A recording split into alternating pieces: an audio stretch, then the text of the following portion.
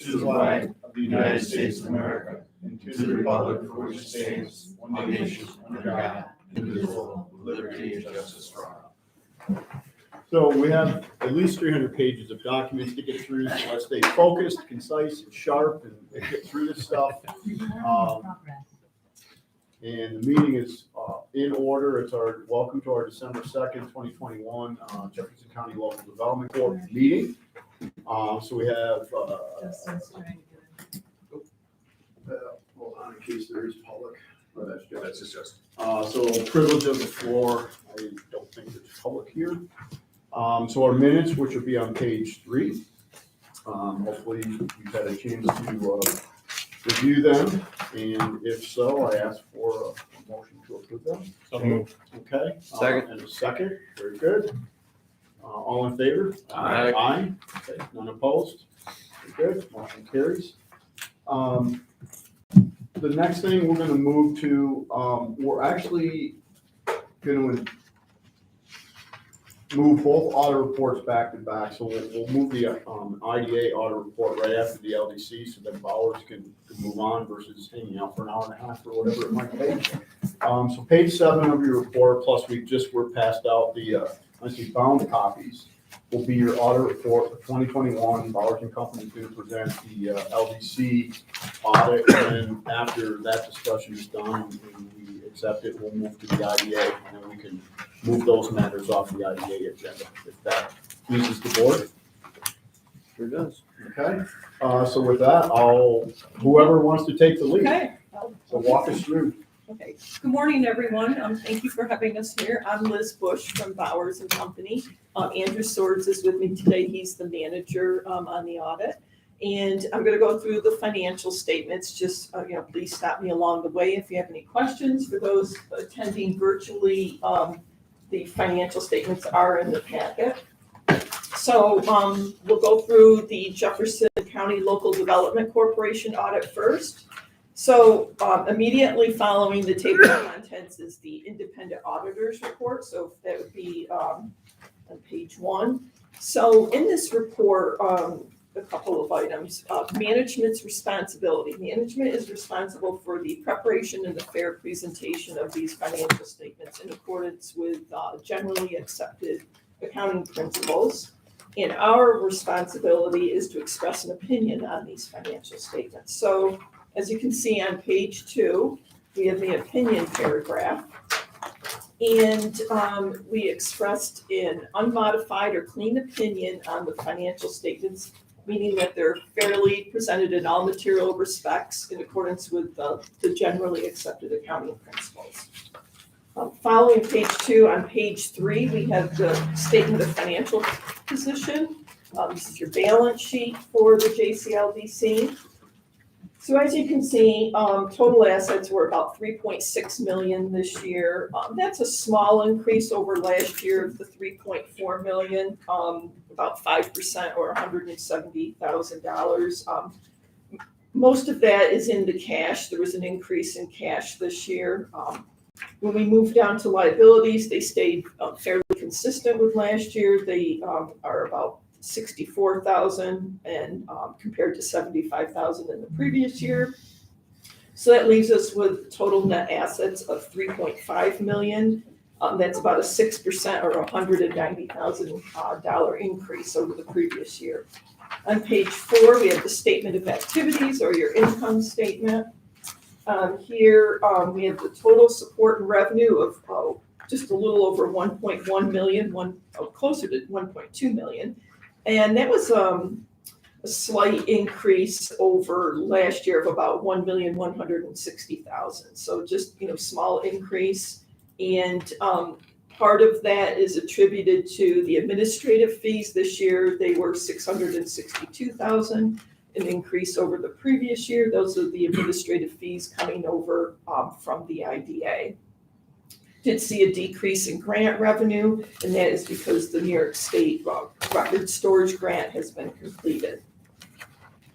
Down below, you'll see the expenses. Total expenses are about $985,000 this year compared to just over $1 million in the previous year.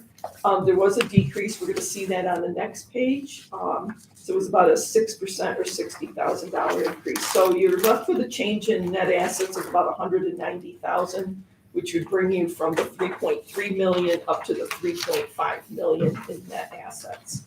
So on the next page, on page 5, we have the statement of functional expenses. This is in a landscape form. So here, we're required to report all of your natural categories of expenses, salaries, advertising, so on and so forth. And then by program, and then the general and administrative. So if you go over to the right side of the page, you can see some decreases. Salaries and benefits did decrease, and that is expected because we had the retirement of the former executive director. So his salary would not, and benefits would not be in here this year. And then what we're seeing across the board, travel, training, and conferences, we did see a decrease of about $8,000 this year. Again, seeing it across the board, many organizations have just had a decrease, because of everything that's, the pandemic. And so that leaves us down with total expenses of $985,000. The next page is a statement of cash flows. We are required on page 6 to disclose a statement of cash flows. So most of your increase in your cash, which was about $183,000 this year, is coming from your operations. And then there was a small amount used in investing activities. So, basically your loan originations were about $90,000 this year, and some purchase of equipment, which would bring us down to net investing activities of about $25,000. So between those two items, that explains the increase in your cash. Next page, page 7, we have your significant accounting policy. So this extends on to several pages. There weren't any new significant accounting policies for the year ended September 30th, 2021. There weren't any new AICPA pronouncements that had to be put into effect. And also, you don't have any unusual accounting policies. If you did, we would disclose them here. Next year, for the audit in 2022, there will be a new lease standard that will take place. And what that will mean is for any operating type leases, we'll record a right of use, asset, and liability, and then amortize that. And we can assist you with that implementation. So since there weren't any new policies, we'll continue on to page 11. Here's the note on loans receivable. So the total loans receivable was about $757,000 this year. Small increase in your revolving loan fund. 2 new loans were issued. No new COVID-19 loans. And then there were 2 loans in the Clayton loan program. There is an allowance on the loans receivable. It's not considered necessary because management deems it should all be collectible. And then there's further descriptions of those various loan programs. And if you continue on to page 12, we have the aging of your loans receivable, and all of your loans were current. There weren't any extending out, in periods, 60, 90 days. So everything was deemed current.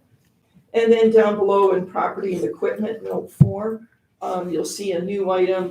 That's the record storage. That project has been completed. So that's been added to property and equipment. There was the distillery equipment that has been removed. It's fully depreciated and transferred over.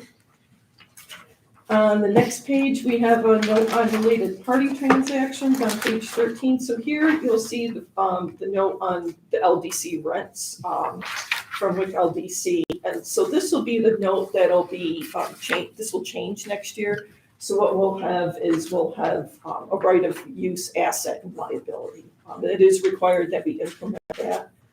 For the interim period, I'm still working with GASB and FASB, consulting with them if we really need to implement that for a 3-month period. I don't think so, but I want to just continue to consult with them on that.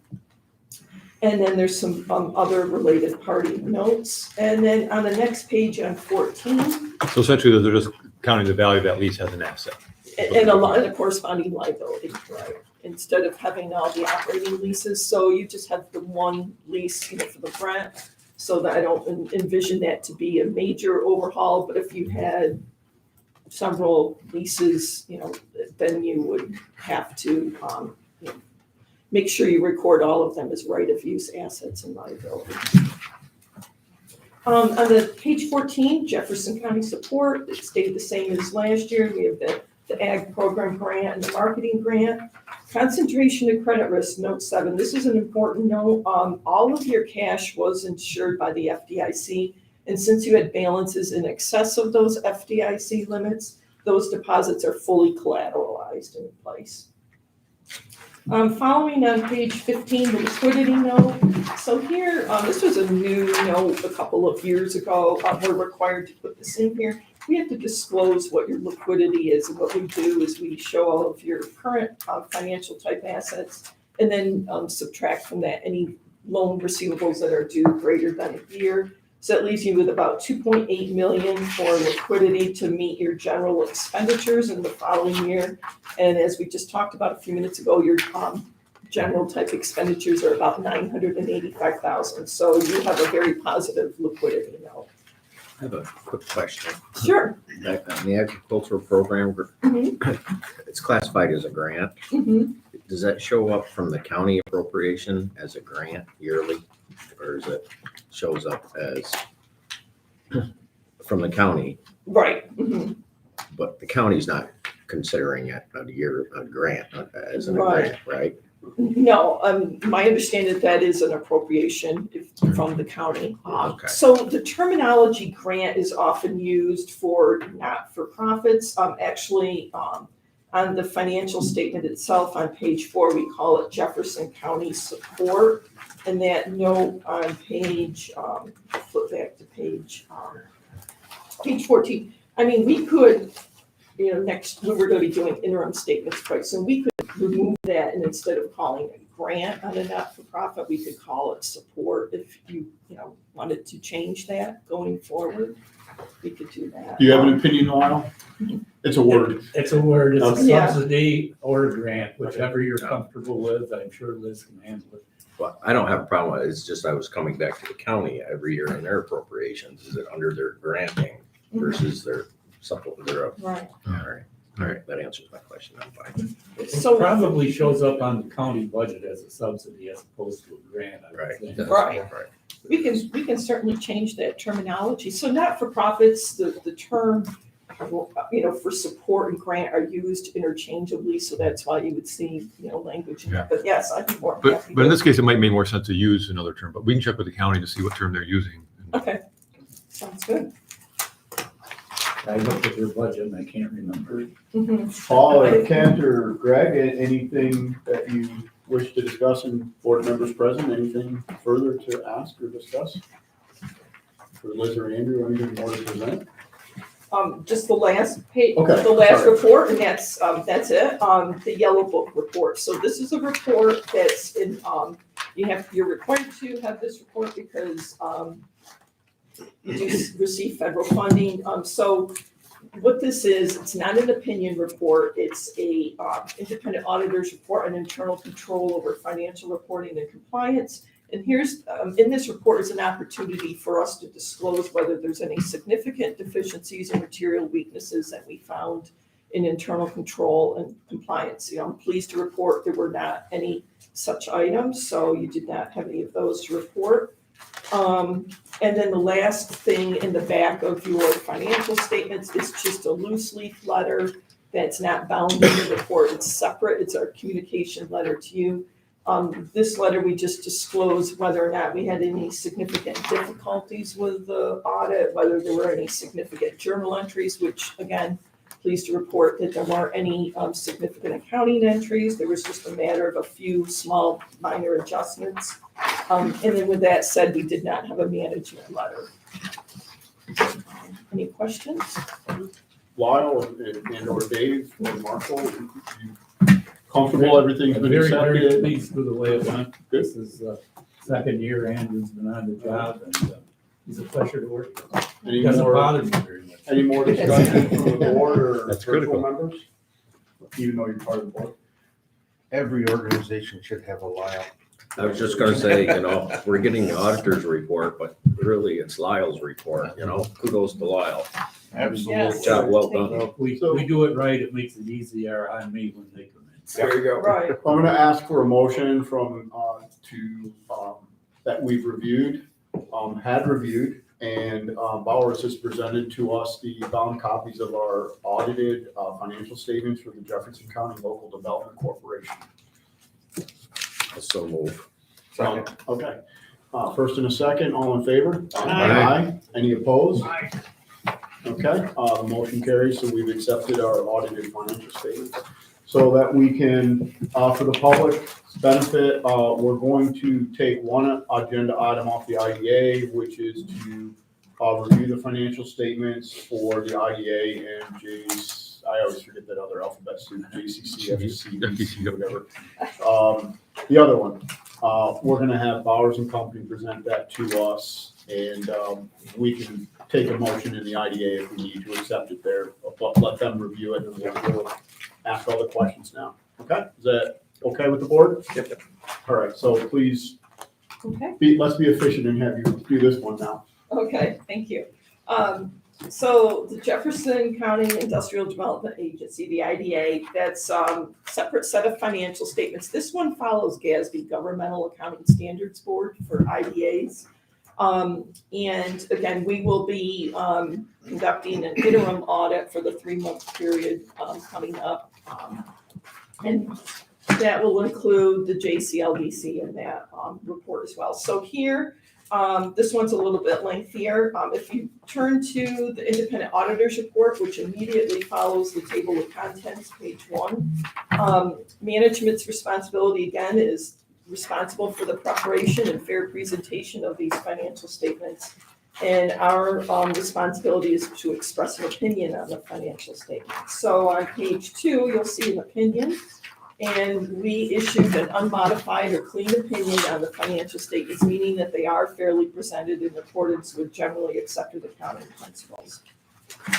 If you turn to page 4, management's discussion and analysis, I won't go through this today, but I encourage everyone to read it. It provides quite a bit of useful information that you can see overview of the financial highlights of the organization. There's a condensed statements and comparative analysis. So this is written by management. So it has pages 4 through 15, has quite a few highlights that are worth reading. So if you want to move to page 16, I will go over the combined statement of net position. So here, this is presented a little bit differently than what we just saw. This is in accordance with the GASB standards. So this statement is a combined statement. So it means it has not only the JCIDA, but it has the JCLDC and the JCCFDC. I'm glad you started with it. I do. I'm a board member, I still I have the. I cannot say it. Yes, it's tricky. So here everything's combined and we have supplementary schedules so that you can see the details. So single year presentation for governmental entities. Your total assets were 12.2 million. That was an increase last year. The assets were about 10.8 million. Some of the significant increases again would fall in cash and also with the capital assets. So the capital assets went up probably about almost close to 900,000, and that's due to all the construction in progress on your various projects, most notably, 146 Arsenal. And then down below, the total liabilities are 746,000. That's an increase of about 400,000 from last year with all of the projects ongoing. It's anticipated you may have an increase in accounts payable, which you did. So accounts payable went up to about 435,000 this year. So down below, your net position, difference between all the assets and liabilities.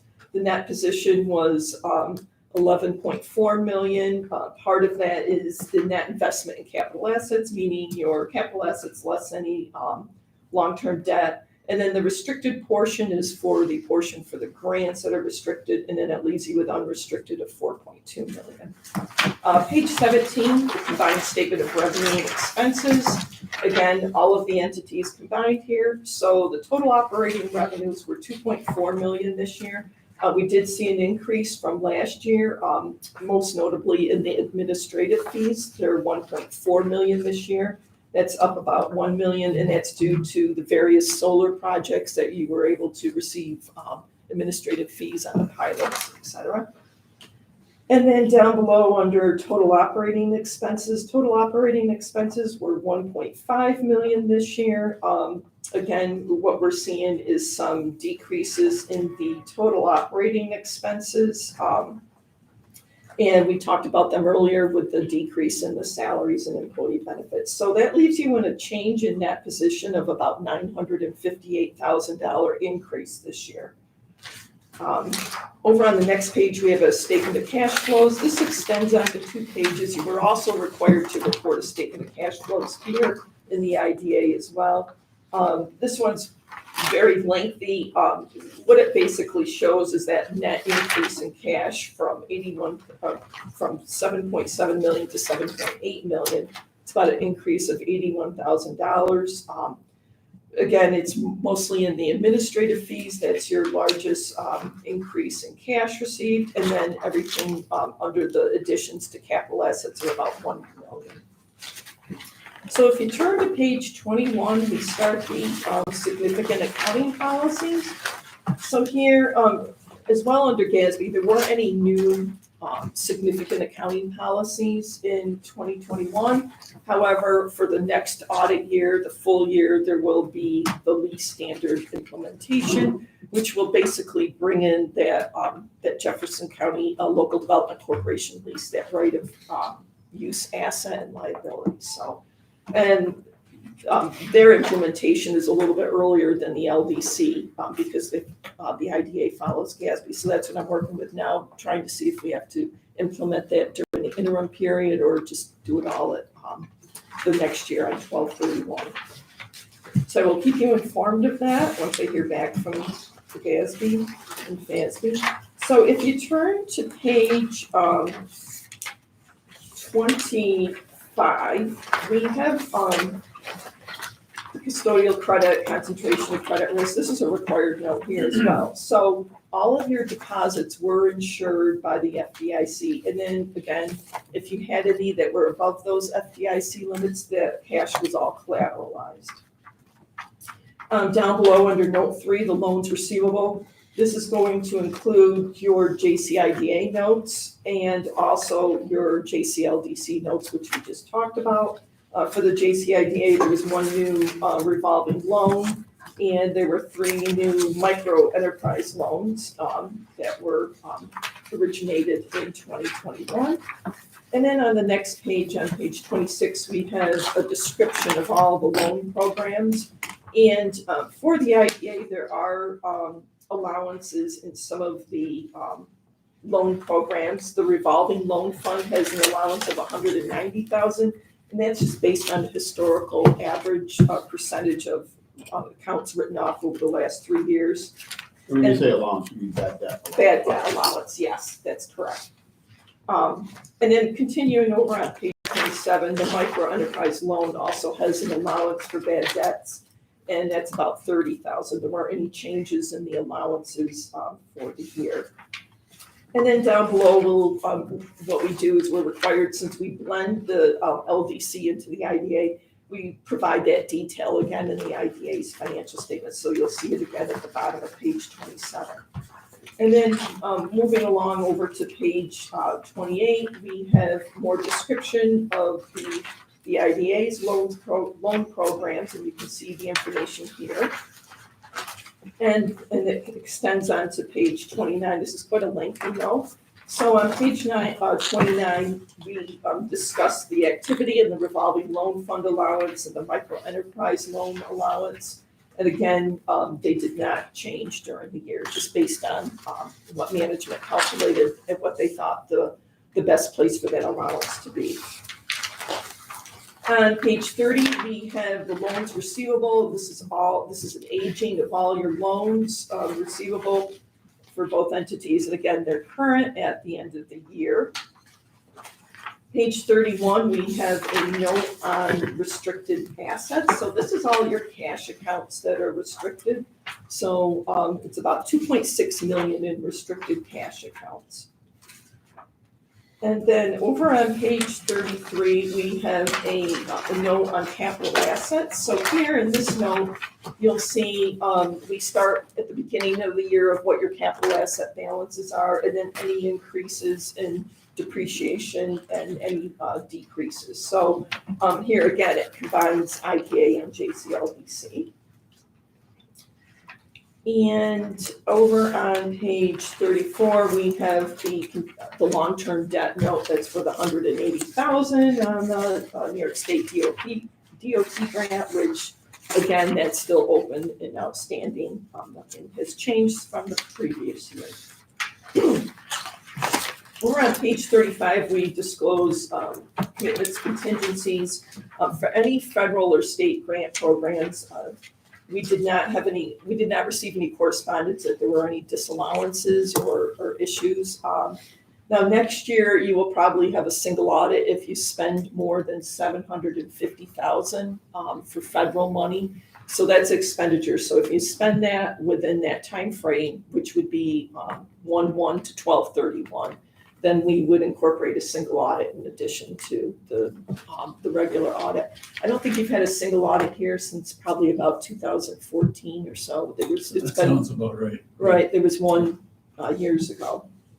But we're well versed in single audits and. Well, there's some additional reporting on that, but it hasn't been owners. Right. So we will, address that in next year's audit if there is one. And then on page 36, there's a related party note. This just discloses that the LDC recognized expense for the $662,000 that was paid, and that the IDA is a related party in that transaction. So over on page 37, this is the combining statement of all the entities together. So you can see the JCIDA. In the first column, the component units are the JCLDC and the JCCFDC. And then we eliminated the loan between yourself, the receivable and the payable. So that was in the elimination column. And then the same thing on page 38, we have the IDA and all the component units. So basically that total column flows up to those first two financial statements. And then also included on page 39 and 40, these are, again, a lot of detail here. So here's all the detail of the JCLDC and the JCCFDC. So, obviously the JCLDC is the entity with more activity. And then those total up and move into that component column. And then the last part of these supplementary schedules is detail for the JCIDA itself. So here you have your general operations and then all of the different loan programs. So pages 41 and 42 provide you with that detail if you want to know more detail on the statements. And then also following that, this would be on page, that supplementary schedule on page 43. There is the independent auditor's report on internal control and compliance. Again, the yellow book report. So here, again, no opinion, but it's an opportunity if we needed to disclose any significant deficiencies or material weaknesses. This would be the report we would do so. Pleased to report if there any significant deficiencies or material weaknesses. And then the last report is the investment report. Since you didn't have investments, just need to include this in here. Dave, I think it has a spot for your signature.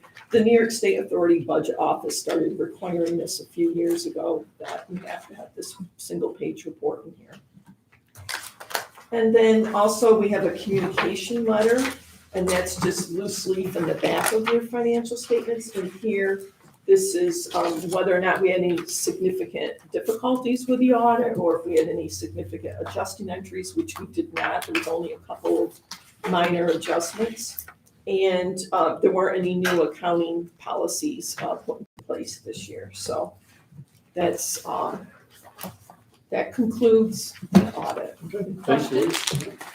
Lyle and Dave, you're satisfied with the quality and accuracy of? If you're happy, we're happy. Yes. Yes. I'm ambivalent. I have one quick question. Sure. And reference page 32, back to the land, referencing the last sentence, all parcels of land approximately 73 acres at a cost of 32,900. Is that statement to arrive at that cost with applying all of our development costs thus far at this point right now? Right, It's and not- then, That wasn't, and going back up, we reference the initial cost and then the value. On that statement, to be so high, that's gotta have all that, that's including all of our development costs that we've expended out there since we bought it, correct? yes, this All right. is including everything. And you have to remember, we had close to $1 million in environmental alone out there in the airport. Any other? So this is referring to all our property or just the airport property? Yeah. This any is questions? the industrial park. Okay. And call me through. Okay. Any questions? Any other discussion or questions? We'll hold off on the motion to the IDA meeting. All right, if there's no more questions on the audit, I guess we'll go back to the LDC agenda and carry on where we left off. So last opportunity to quiz and Andrew. Who's gonna win the Super Bowl, stuff like that. No? No, just make a note for those joining us via Zoom that have just joined us. We're still in the LDC meeting, running a little bit long, so the IDA meeting following this. All right, thank you for Thank you. presenting it, and then we'll hold off on the motion to accept that report in the actual IDA meeting. So we left off on page 7, and I think it probably goes all the way to like page 26 would be the next page that the financial statement. So back to the LDC meeting. Okay, thank you. Thank you, everyone. Thank you, All right, thank you. Lyle and everybody else, the whole board, thank you. Thank you. Okay. So back to the LDC meeting, I'm gonna make one minor reorganizational change. I'm gonna skip to page 104, only because the change of the fiscal year is actually mentioned in the annual report. And just procedurally, I'd rather approve that we want the new fiscal year to be calendar year versus that other one. It's probably somewhat, Dave already said it's kind of unnecessary, but I just feel better about doing this. It's a minor change. So page 104, which is resolution number 12.02.21 to 2021.02, change from fiscal year to calendar year, where Jefferson County Local Development Corp. Currently follows the annual fiscal year of October 1st through September 30th. And whereas, to be consistent with that of Jefferson County Industrial Development Agency, which follows the same fiscal year, but is changing its fiscal year to the calendar year of January 1st to December 31st for administrative and reporting purposes. Now therefore be resolved that our board herein approves changing its fiscal year to January 1 through December 31 calendar year, and that the same is hereby approved for revising the bylaws, and this change shall be effective beginning January 1st, 2022. And there was a secondary page at 105 showing the minor change in the bylaws where Article 8 fiscal year is now referenced as first day of January of each calendar year and end on the last day of December. So the change was from October to September. So with that, if there's a motion to accept it. So moved. And a second, any discussion? All right, all in favor to accept this? Aye. Any opposed? Okay. Motion carries. Thank you. So now we can move to page 26, which is somewhere. Okay. Which is our annual meeting resolution. There we go. So page 26, which encompasses all the way to page 84, which is quite encompassing. we have our annual meeting resolution 12.02.2021.01, annual meeting resolution of the Jefferson County Local Development Corporation, the corporation including the acceptance of annual audit, readopting certain policy standards and procedures relating to the Public Authorities Accountability Act of 2005, as amended by Chapter 506 of the laws of 2009 of the state of New York, election of board of officers, appointing board committee positions, appointment of corporation staff, and related matters. And besides that, I do want to highlight reading Section 3, Section 4, Section 5, Section 6, and Section 7. And then again, Section 8, there's very precise language in here with regards to our officers by name, committees, and things of that nature. So this is to actually put into effect our bylaws. So with that, is there a motion to accept this annual meeting resolution?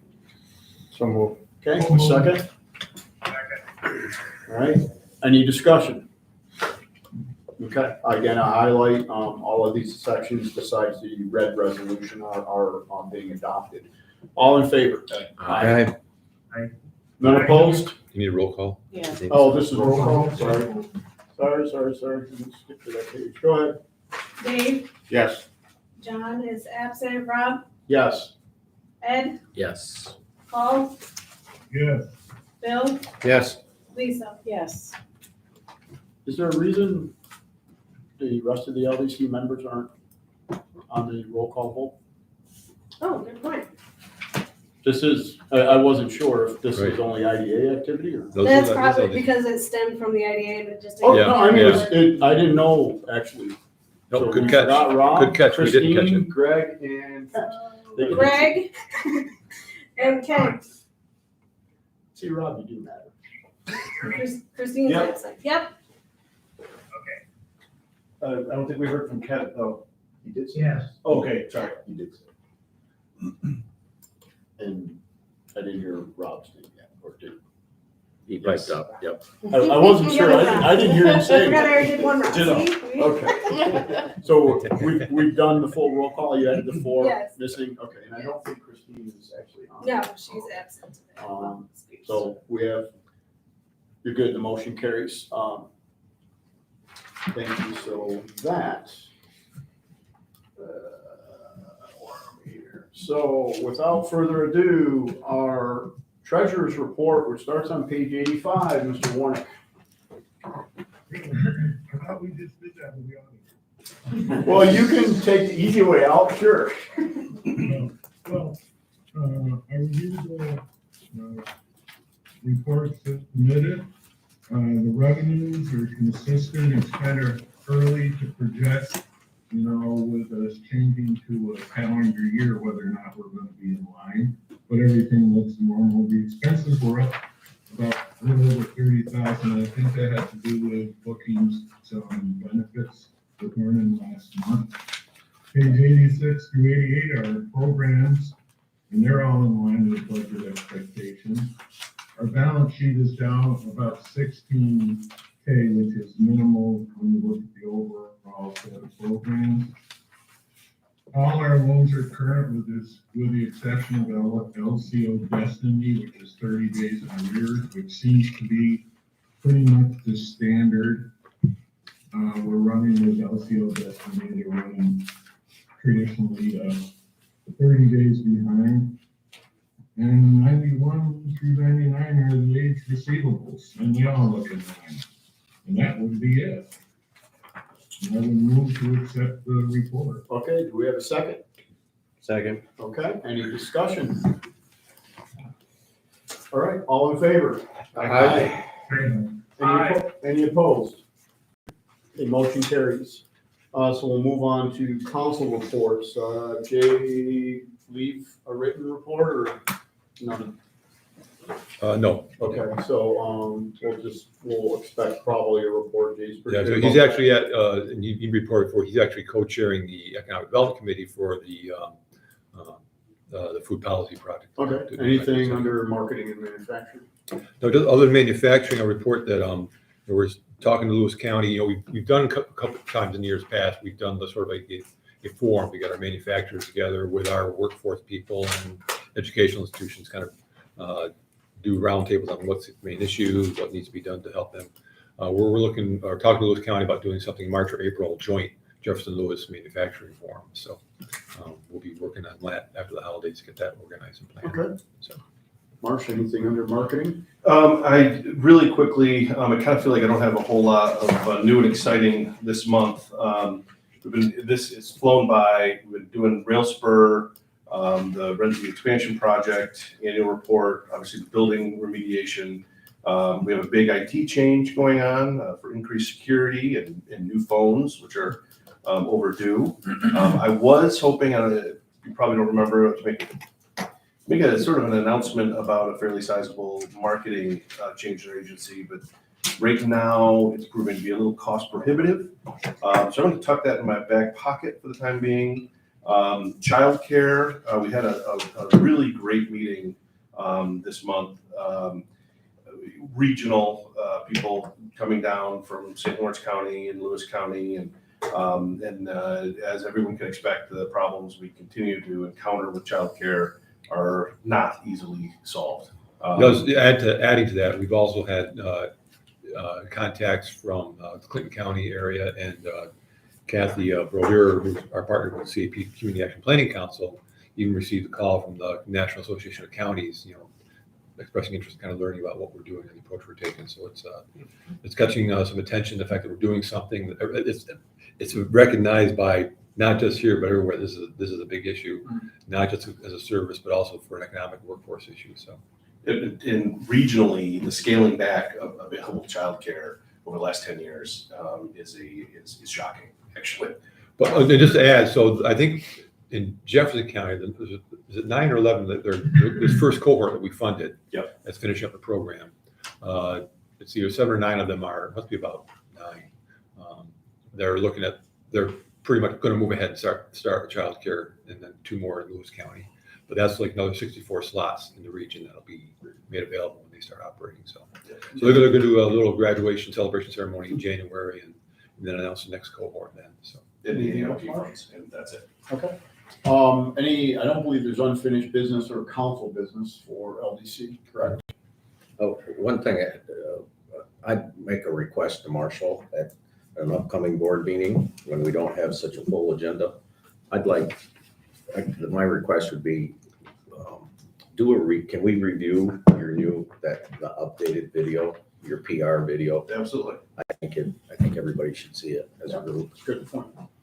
It's a great piece of material. And it's getting used. Yeah, absolutely. Provided there's nothing under unfinished or council?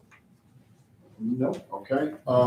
We have one last item under new business. We already did our resolution 2. We have a proposed budget on page 106, which was presented, and I believe in the context it's presented, it's for the whole new fiscal year, so it's 1/1 through 12/31. That's correct. Okay. Yeah. And it includes anticipated funding for a new position that we've discussed. So on the revenue side, it's actually gone down from the old fiscal year to the new. Is that because we've already expended? Some of that is what has happened. Okay, I was trying to go through that. There's a number of things on there that they either happened already. That's- Okay, so that's the whole reason. So next year it may What we go did back is up again. essentially take the budget you approved. Because the expenses went up, which is. Yeah, they did. We tweaked it somewhat. David and I went over some things, and our best bet. So Okay, it's like any budget. so the net effect is, rather than being close to balanced, we're budgeting like $115,000 loss. Rather than increase the administrative fee, I thought I would leave it the same, Yeah. because I believe there will be some delays in some of these expenses, so they won't hit for a full year, although they're budgeted for a full year. Okay. And then, as I guess another procedural matter, when we approve the next new fiscal year budget, rather than trying to do it in August and September, we're gonna do it when, November, December? Because it has to be approved by Yes, January. 3 months ahead correct? of time, yeah. It would probably, I think it's November, isn't it, 60 days, Peg? I knew there was 90, some isn't it? period of time, 60 or 90. It's 60 or 90 days. Yeah, it's 90. so Yeah, do we we wanna, gotta- generally agree, we should try to get it on the October or November board? We'll have a much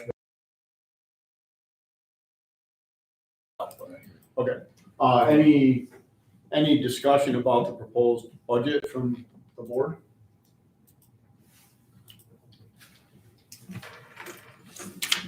All right, can we have a motion to accept the proposed amended budget that matches the new fiscal year? So moved. Do we have a second? Second. Okay, all in favor? Aye. Any opposed? Any opposed? Okay, motion carries. We have our new proposed budget. So with that, we'll adjourn this meeting. If we have a motion to adjourn the meeting, any no more matters? So moved. Okay, second? Second. All in favor, aye? Aye. Meeting stands adjourned. Aye. Okay, so we're gonna move to the. Probably. See everybody later. Mark, Thanks. Mark, do you need to stop and restart or not for this? No, we're Okay, just. okay. Okay, so we're gonna move to our Jefferson County Industrial Development Agency, December What? 2nd, 2021, board meeting. We already had our pledge. I think we have some public now, so is there a privilege of the floor? Anyone need privilege of the floor? Stan, Craig, or? No? Okay. Have a good holiday. Thank you. Guess we're not having a party, Rob? Not at the JCIDA. Oh, here. Christmas party. Oh. Well, I'll see you in a few weeks, probably, right? All right, so our minutes are on page 3. Has everybody had a chance to read them and review them? And if so, do we have a motion to accept them as presented? Yep. So moved. Okay, do we have a second? Second. Okay, all in favor, aye? Aye. Any opposed? Okay, motion carries, minutes are accepted. We already did our audit report from Bowers, so as promised, we are now going to have an opportunity to ask our board that we've accepted it, fully reviewed it, understood it, Bowers presented it, and with that, I ask for a motion from the board that all of those things have been met. So moved. A second? Second. Yes. All in favor, aye? Aye. Any opposed? Okay, motion carries. We've accepted our audited financial statements for the consolidated corporation. I'm gonna do the same thing I did on the last one, so if you skip to page 168, 169, I'm just gonna push that fiscal year resolution prior to our annual resolution. So 168. So we've got that 2-page changing our fiscal year. So resolution number 12.02.2021.04, change from fiscal year to calendar year.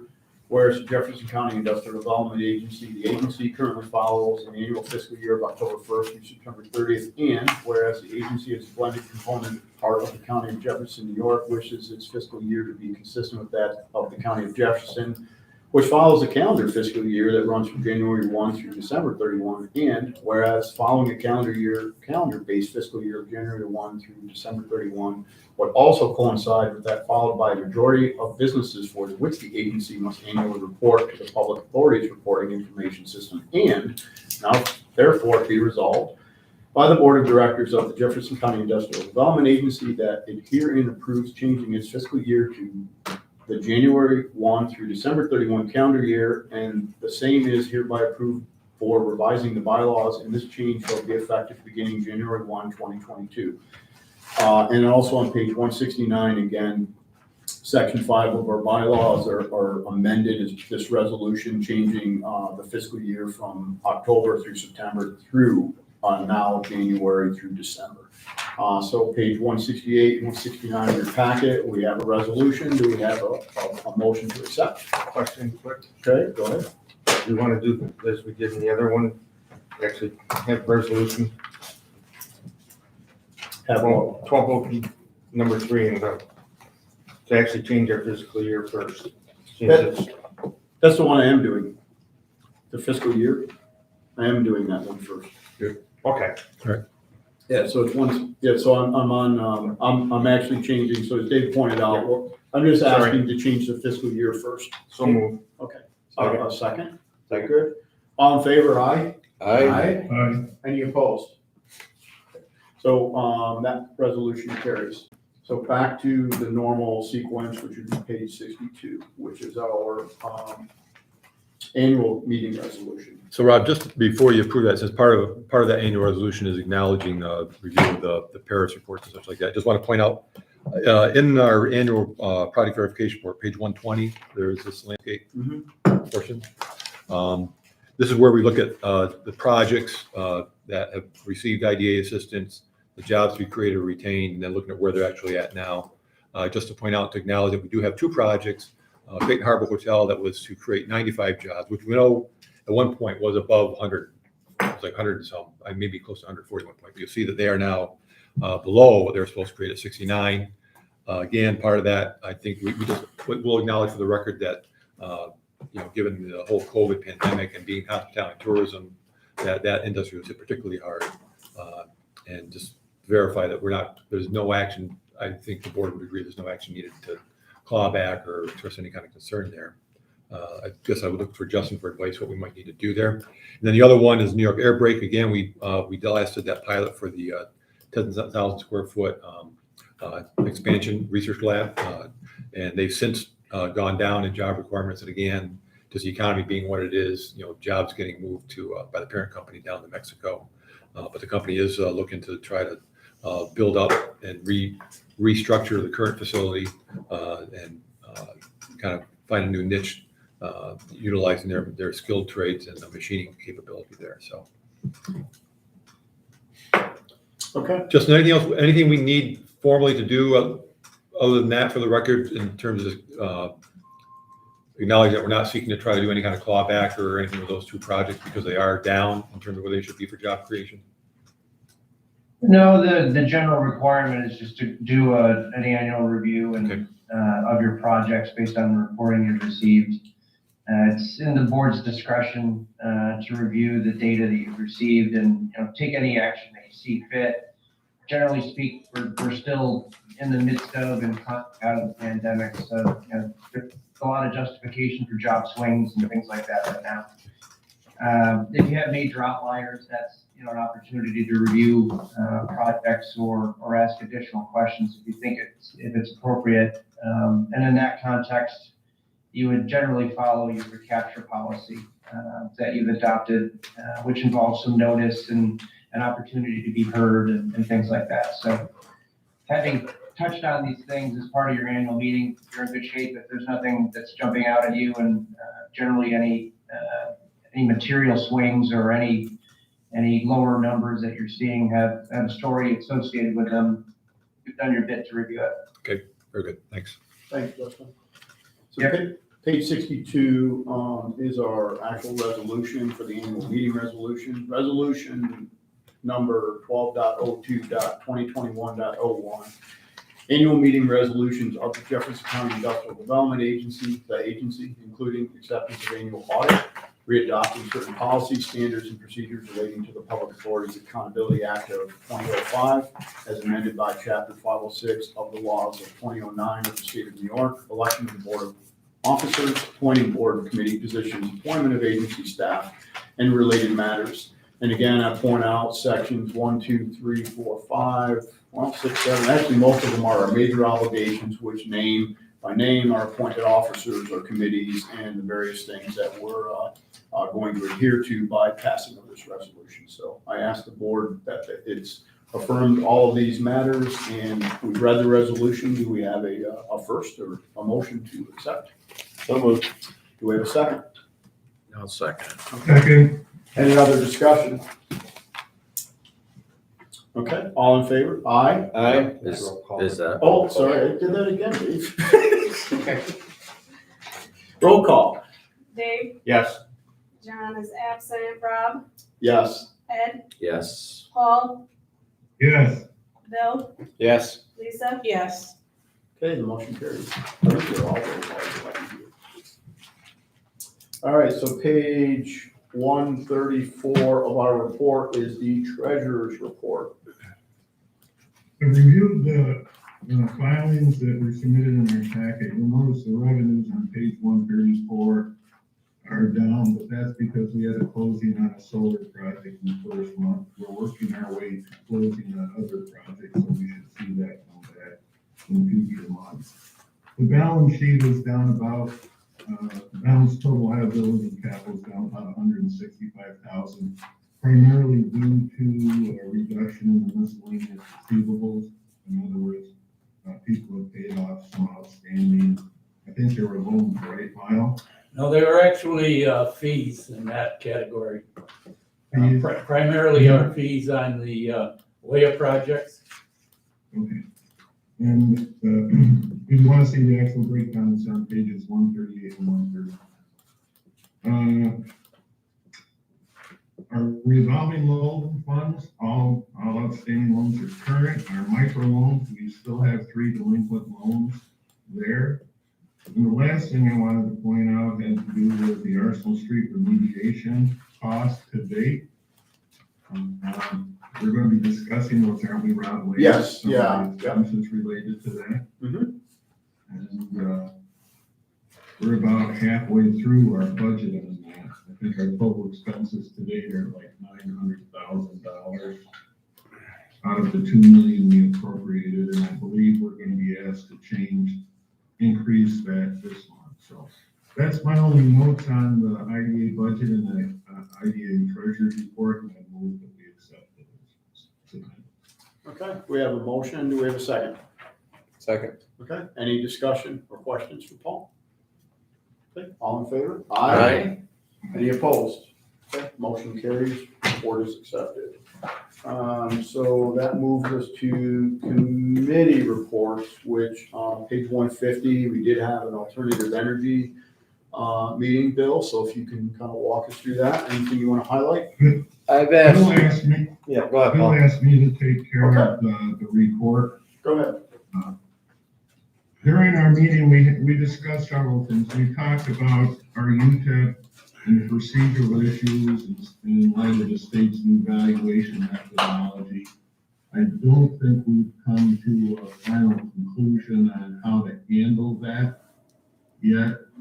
We did talk about, should we be adding more things to our applications so that we can require the applicant to supply all the information necessary at the time of application, so we can run it through the new valuation module to estimate its market value, then turn it into what we think a fair pilot agreement should be, if any.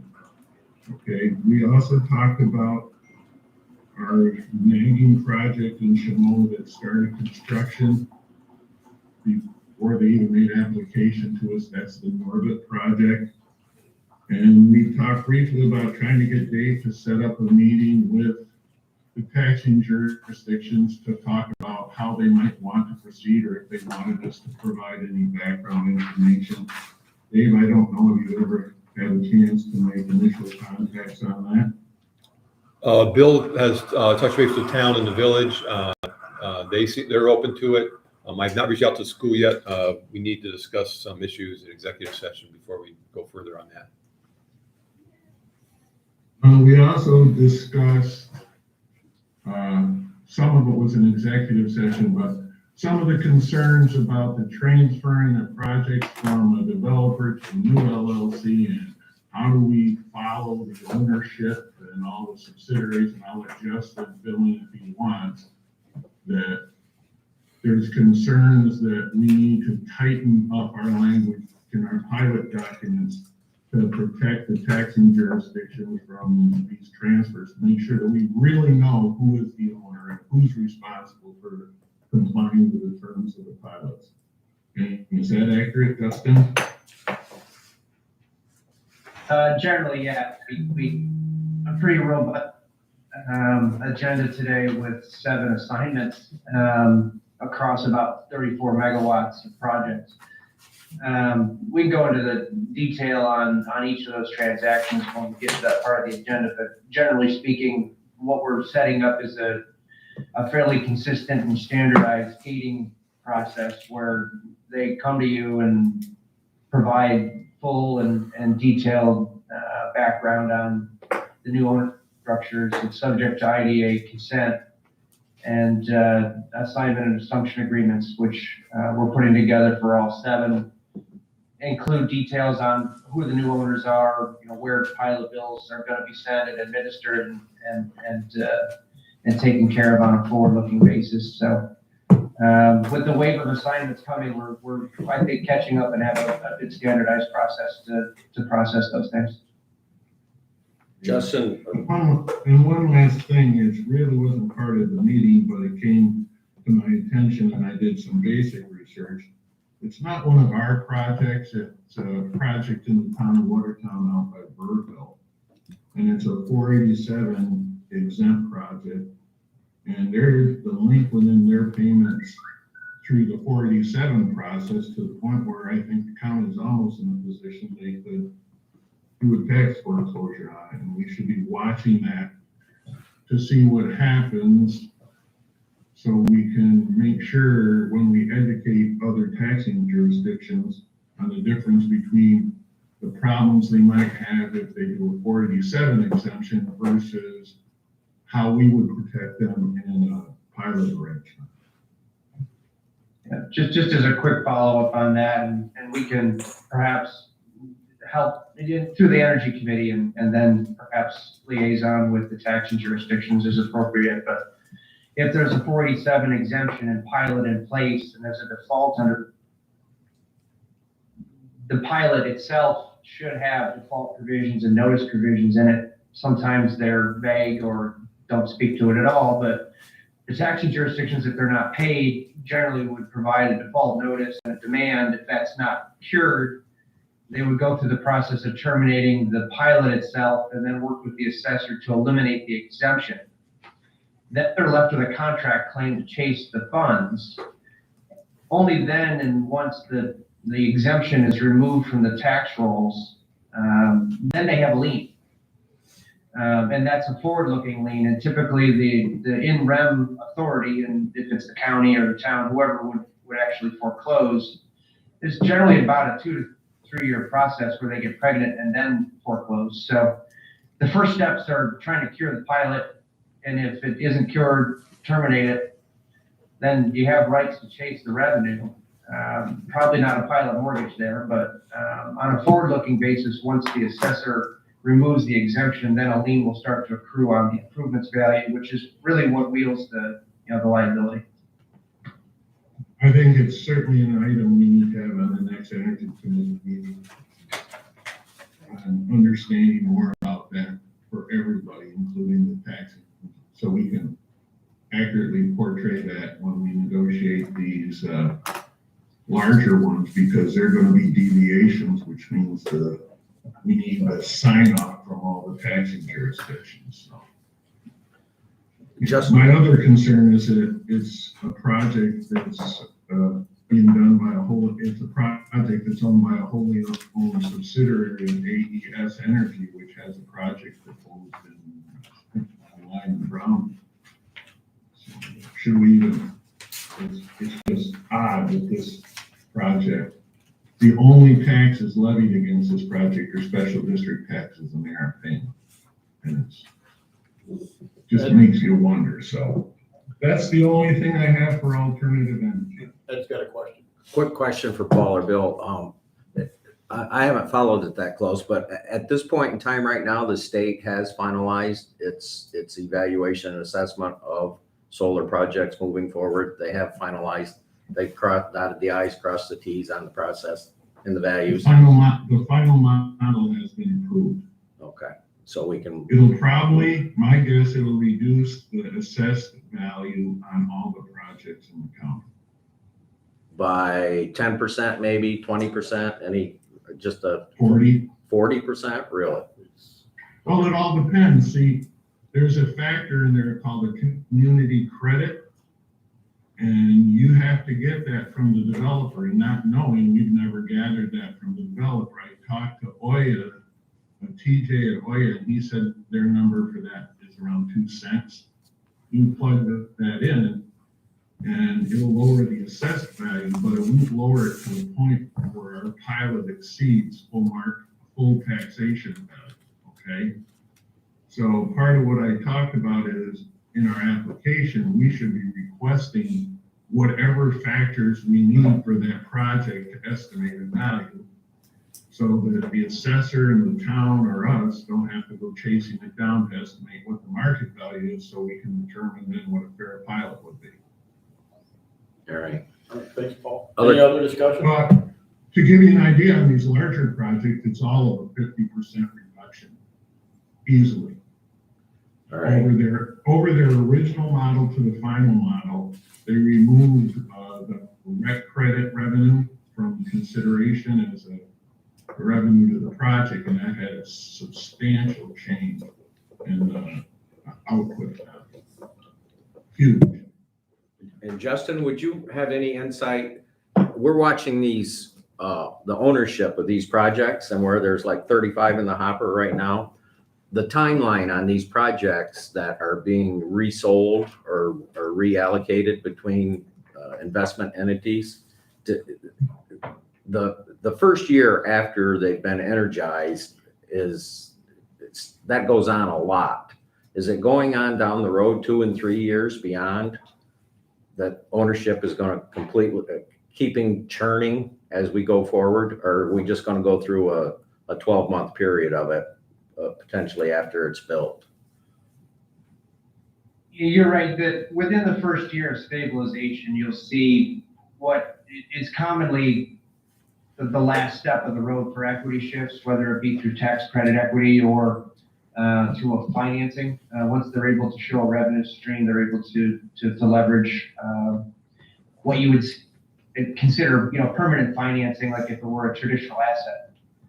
They basically get paid back through the financing, and often that involves bringing in new equity ownership or adjusting equity ownership to allow for tax credit equity syndication or leveraging into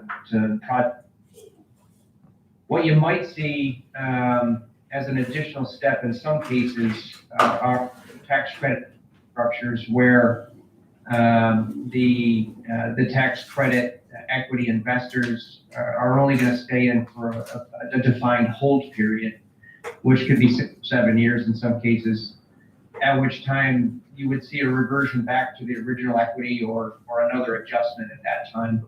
That'll depend. And it's on a case by case if they're using tax credit equity to pay for or reimburse some of the project costs. So the wave you're seeing right now is a mixture of that. There's some tax credit equity and some financing structures among the 7 we're looking at today. But you're right, after stabilization of a year of operations, after commercial operation commencement, you're going to see a wave of these things where the actual original equity investor will come to bear. We have one today that is actually a Mitsubishi project, lo and behold. And others are closely held, like NextEra, for example, as a public company. They're restructuring inside NextEra and leveraging financing. So it's a little bit different. So we can touch on those on case by case as we roll through the 7 today and keep an eye on your entire portfolio as that becomes mature. So I gather then we could expect this in year number 1 after completion, and usually because of where the funds are coming from and where they're being paid back, we're probably going to see that wave again in year number 6 or 7, as those funds are like investment funds. That's normally the period 6 or 7 years, I believe, that they want the fund paid back, in which case they change his hands again at that time frame. That's generally correct. The adjustment year 6 or 7 will really be an exit by the tax credit equity investors. And structurally, occurs in those situations is the sponsor that you're familiar with, the face of the project, retain a de minimis, like a 1% or less management role in the operating entity, with the tax credit equity investor coming in, take 99%, for example, so they can accrue all of the tax credits during the tax credit period. Once the tax credits are burned off, there's no need to keep them inside the deal, so they'll exit.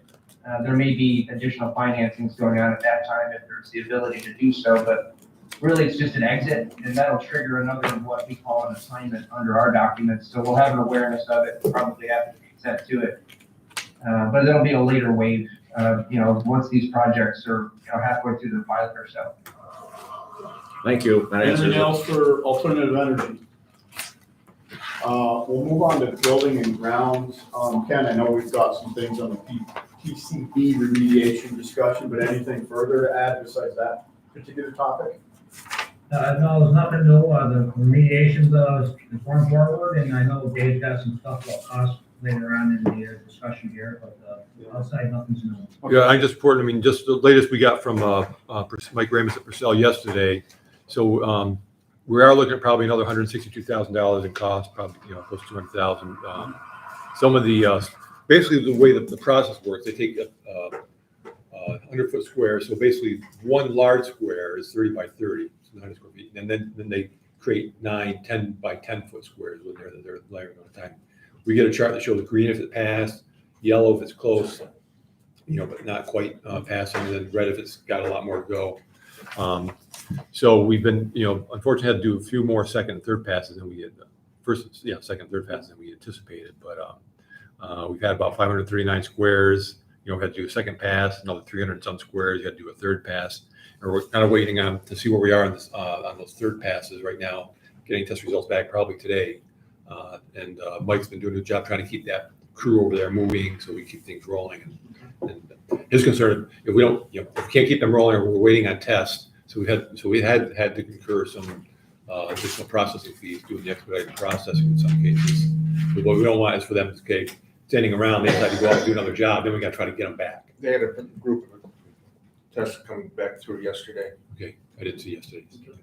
So there was a couple that didn't look good. So Dave, you sent the board some emails, and I guess I personally have like 3 or 4 main topics that we either have to discuss or get to some resolution, or and we can reserve some things for executive session if they get too sensitive. But it looks like you're requesting more funds to be approved. Right. And we brought up prior, where are we with earnest money? Like, I know the Y doesn't want to take possession until actually the remediation is done, but this is kind of like going on way too long. Right. I believe that the utilities are not being reimbursed anymore by the Y, unless I'm misinformed. Not while they're not during this phase, since they can't be in the building. But also I look at the contract, it doesn't appear according to the way the AIA contract is written, we're obligated to provide the utilities. So I'm just getting at, like, we're being I hate to use the word goodwill. Right. It's the only word I can think of. Right. But like the utilities, we're being paid by the Y. Conveniently, it's the worst time of the year, the highest cost of the utilities, and I'm not blaming the Y for this, but this is a Purcell Bernier Carr thing. Back to the first matter, the discovery of additional asbestos had nothing to do with our contract, our scope of work. And I realize we brokered some things. This new work is, if Bernier Carr did not discover it in their initial investigation, that's on them. I don't want our agency to get involved with this new asbestos. I personally would like an itemized cost of the new asbestos discovery on the sprinkler heads, and let Bernier Carr, the Y, and Purcell deal with that. My opinion, my personal opinion, and I don't know how the board feels about it. And that's it. Those are the 3 things that I've got. Oh, and the fee. The additional fee from Bernier Carr for this extra work, I think, is unnecessary. Right. Those are the 4. I knew there were 4 things. I apologize. But that's my opinion. Sorry. Yeah, I have a hard time understanding why now after the fact. That discovery had nothing to do with the floor process. Or did it? Right. It did. I'm saying, or did it? Well, what happened is when the demo's going in and we have Paradigm coming through testing things as they're going through, after the demo, those pipe fittings were discovered and tested. But where were the pipe fittings? Buried in the concrete? Above the No, ceiling. they're above the ceiling, so we tore the ceiling down. Okay. Right. But that's Bernier Carr's problem, not They ours. should have found those in the. That has nothing to do with our PCB. All I'm getting at is that is on Bernier Carr and Purcell. Bernier Carr did not do an adequate job in discovering that in their asbestos, whatever you call it. Right. Not abatement. Well, the question. Whatever the word is. Survey. Investigation, survey. Right, yeah. And then the question is, that falls to Bernie Carr or be part of the Paradigm, but I guess, right. So I've got no issue, the PCB is on us, right? Yeah. There's nothing we can do about that. We certainly need to rehabilitate the structure such that it could be used either by the Y or whomever, and considering the Y is obviously going through with this, but we're responsible for that. I get that. Yeah. But all these little add-ons, Right. I don't know, I just feel like some of it is originally the benefit of the bargain was, hey, you traded some Yeah. things, Right. we'll handle the asbestos removal under the tile, because we're gonna remediate that when we do the PCB removal. That made sense. Yeah. Now we're getting into, oh, there's work above our work, it's not even in our scope of work. So in terms of number add, I mean, the one, just so we're dealing with it realistically, the one add-on is that those pipe fitting maintenance for the other 62,000. You know, from the beginning, you know, the as we talked, we took on the full demo and abatement because you had to get the floor tile out of the way and to try to have the Y do the floor tile and then us come in and do the PCBs and then us do the rebuild. The board already approved Yeah, that. I mean, right, that yeah, actually yeah, makes yeah, sense yeah, to reposition the Right. scope of work where we took on some of the wise work. Yeah. But now we're dealing with something that is outside of our black box. This is above our work. This has nothing to do with the PCB removal. I'm sorry they discovered this, but you know what? This is all on Bernie Carr. I would push back very hardly Right. that this additional 62,000, that's between Bernie Carr, Purcell, and the Y. They can figure out how to fund that because it has nothing to do with us, my personal opinion. Yeah, I kind of agree with you. Now, the fittings you're referencing, though, it's still got to be insulation fittings, right? So they should have found that. I mean, I know enough to go look at insulation fitting and I don't And think there's, this real so big. there's, when they say 90, you're talking about 90 pieces, what, 4-foot pieces, elbows?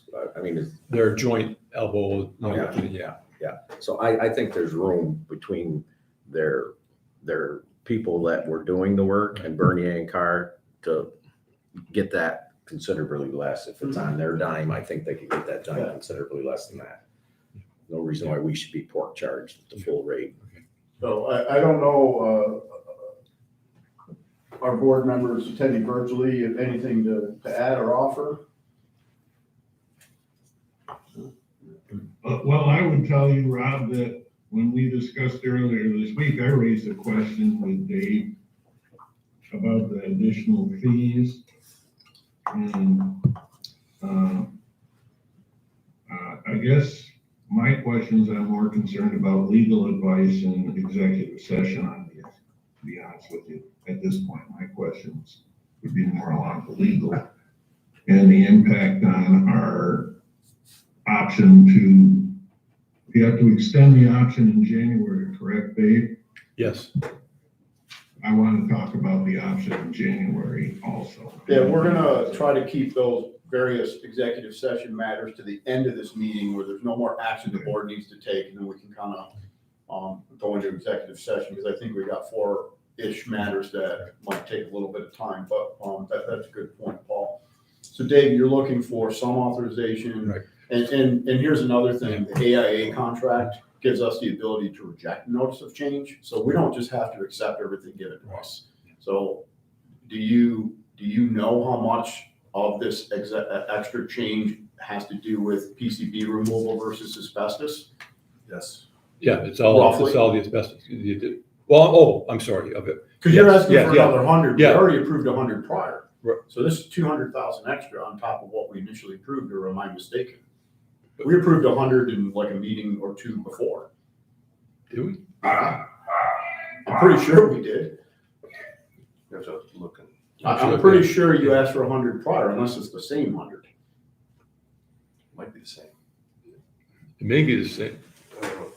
Well, anyway, Yeah. regardless, what's in front of us now, Yeah, you're yeah. asking for approval of what? So it'd be in, if it's just the additional scarification, it's another 100,000 there and probably another, I say another 200,000 total, because then we've got the testing, the labor and the testing.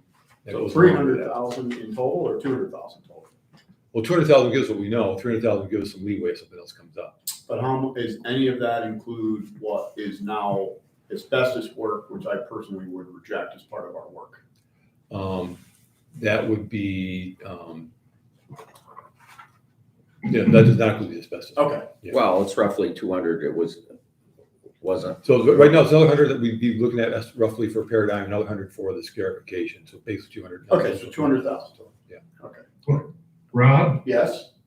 if we appropriate the higher number, it doesn't mean we're gonna spend it. No, of course not, but I'm also just trying to get, like a couple meetings ago, when you were chair, I thought we already approved another 100 for something else that came up.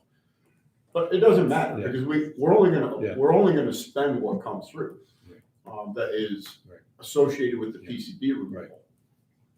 I guess my advice would be if Dave thinks the worst case number is X, why don't we approve X? Doesn't mean we're gonna spend it all, but it means we don't have to keep coming back to the board for additional funding that we know at this time. So I would couch it with X associated with PCB removal, excluding any asbestos. So right now, New we're asbestos. at 2 million even, right? What we've appropriated, Ron? Yeah. Yeah, so that being 2.2, say 2.3, 2.4 to be safe, Okay. give us. 2-3, so 300,000 additional? Yeah. Any board member got any other discussion on this? I'll move that. Okay, so what we're gonna move is an additional 300,000 with regards to PCB removal only, not including new discovery work of asbestos. Is that a fair statement, Dave? Mhm. Okay, a second? Second. Okay, all in favor, aye? Aye. And Yeah, Dave, I'd point out that that's an appropriation only. We probably need to discuss a formal change order, oh, yes, adjustment to the AIA, and that may be a negotiated matter, so we can circle back on that. yeah, because I think I wanna kind of go back to like the fee and new discovery work, which wasn't in it. So you bring up a good point. I don't, Justin, is that stuff that goes into executive session because it's a contract? I would recommend that we discuss it in executive Okay. before we take. I assumed you would have said that. So we'll take the matter of what to do with basically the change request of fee and discovery work. Because we may decide to take on some of the discovery work for other benefits we can reach in the future. Okay, so we've gone through that matter, which is, the PCB stuff. Anything more on, I guess, that structure? 'Cause No. the only other thing I was gonna ask is if you could give us like the Cliff Note version of any update on the Convault LDA. Yep, that's been executed.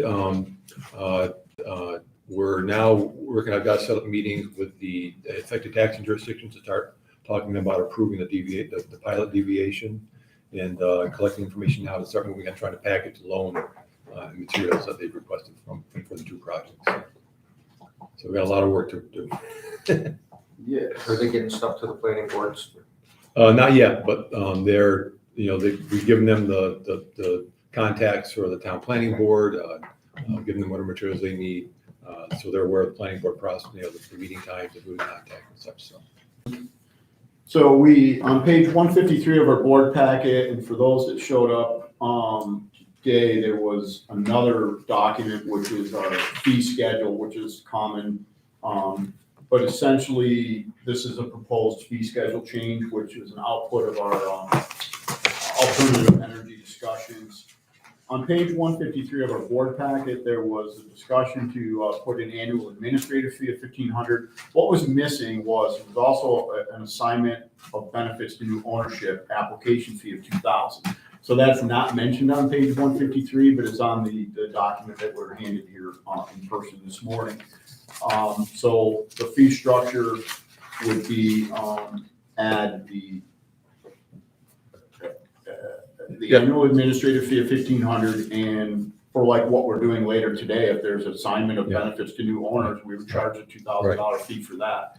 Dave or Justin, did I sort of gloss over some important matter? So real quickly, what you're looking at, what we've had at your place this morning, which is the fee schedule, what it would look like in the application. So just one mistake I didn't catch was that, so where it says first 10 million, that would be 1.5% if you went along with this, not 2%. Yeah, that's okay. Thanks for pointing that out. Yep. So, yeah, so there So was a what discussion prior. we're proposing is reducing the fee from 2% to 1.5% for that first 10 million. You can leave the rest the same if you like. We would have an annual administrative fee of $1,000 for our standard manufacturing, warehousing, those type of pilots. $1,500 annually for the renewable. That would be energy for projects. lease back and bonds, or just lease back? Well, we already have, the annual fee for the bonds, we already have. We've already. No, the first thing on there says revenue bonds 2%. Right. This is, Oh, yeah. so would that be 1.5 or is Yes. that still 2? That would be 1.5 too. Okay. Sorry. 1.5 also. Yeah, I thought it was, I was looking at the annual fee.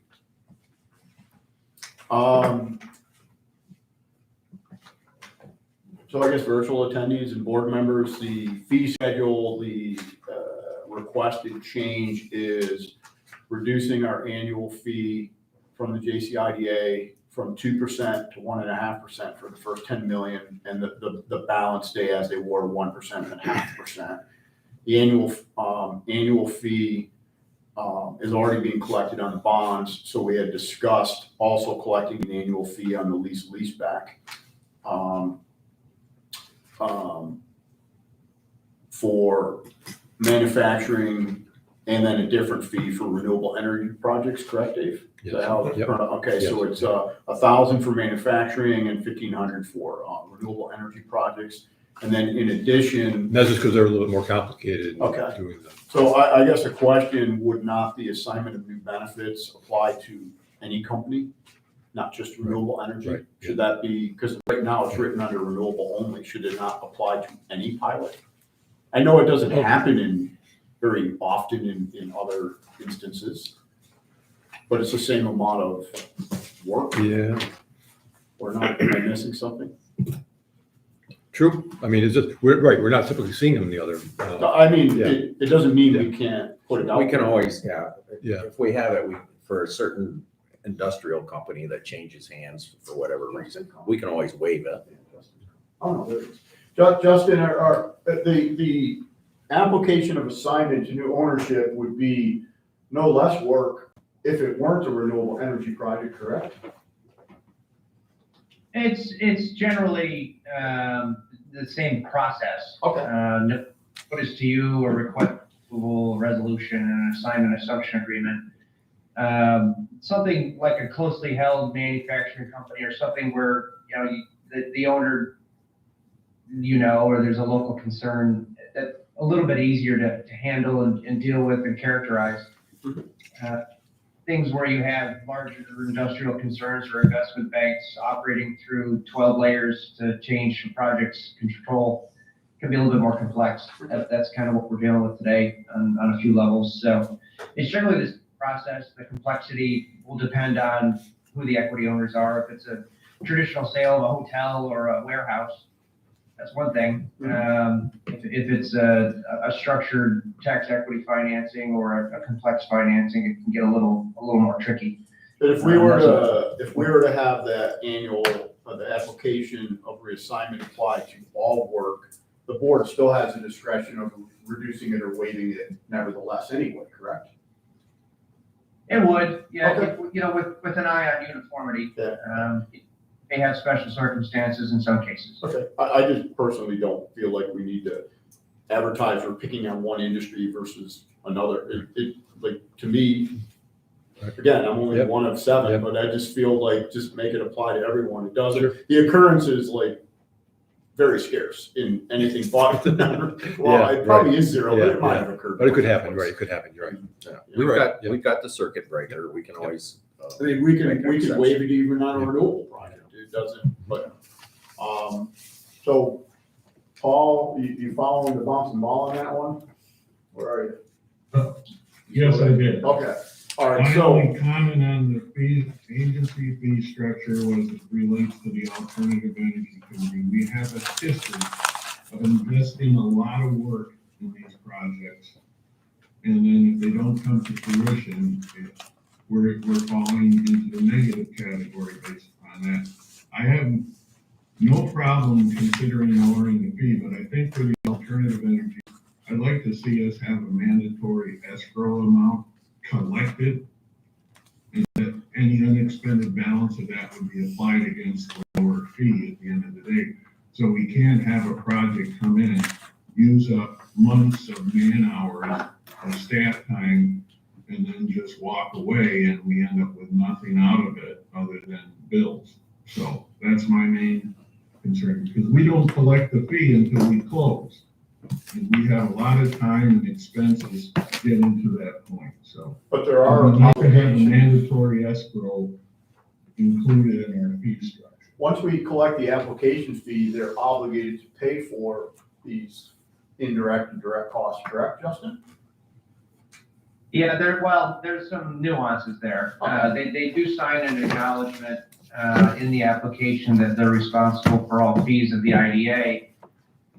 But if you have a project-specific entity executing the application, that's what you get. An LLC that may or may not have any assets and may or may not be able to be pursued if they just drop the project. Okay. And that matters. And part of the challenge that the IDA has seen in the last couple of years is that you'll have an application submitted by an LLC who may or may not be owned by one development concern.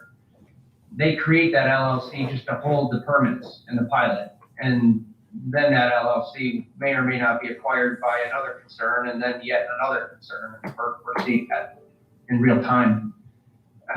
That's either on a major, solar scale type project or even locally. If a local developer creates a single purpose entity and signs your application, it is what it is. Many of my IDAs across the state have started establishing, in lieu of an escrow, which is a little complicated at the outset of a relationship, setting up a contract where they get to review bills, all that stuff. Instead of requiring a deposit with the application, you have a somewhat standard application fee, portions of which get applied against what you pay at a closing once you get there. Having that application fee maintained is a good idea. It's real money, and to be a little glib and my colloquial way, it helps to tamp down the BS factor sometimes. You'll get applications sometimes for people that just want the press and they haven't put equity together and it's just an idea. Having good faith money at the front end will generally encourage the concept of real projects coming to you that are actually going to go through the entire process.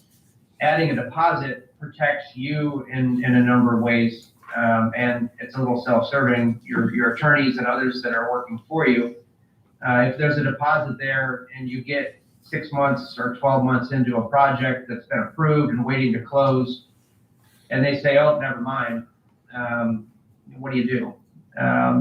Legally, just to use an example, if your attorneys are holding on to a receivable and an accrual of fees that they incurred in good faith, we're left to ask you to go enforce against what you thought was your client. A little awkward.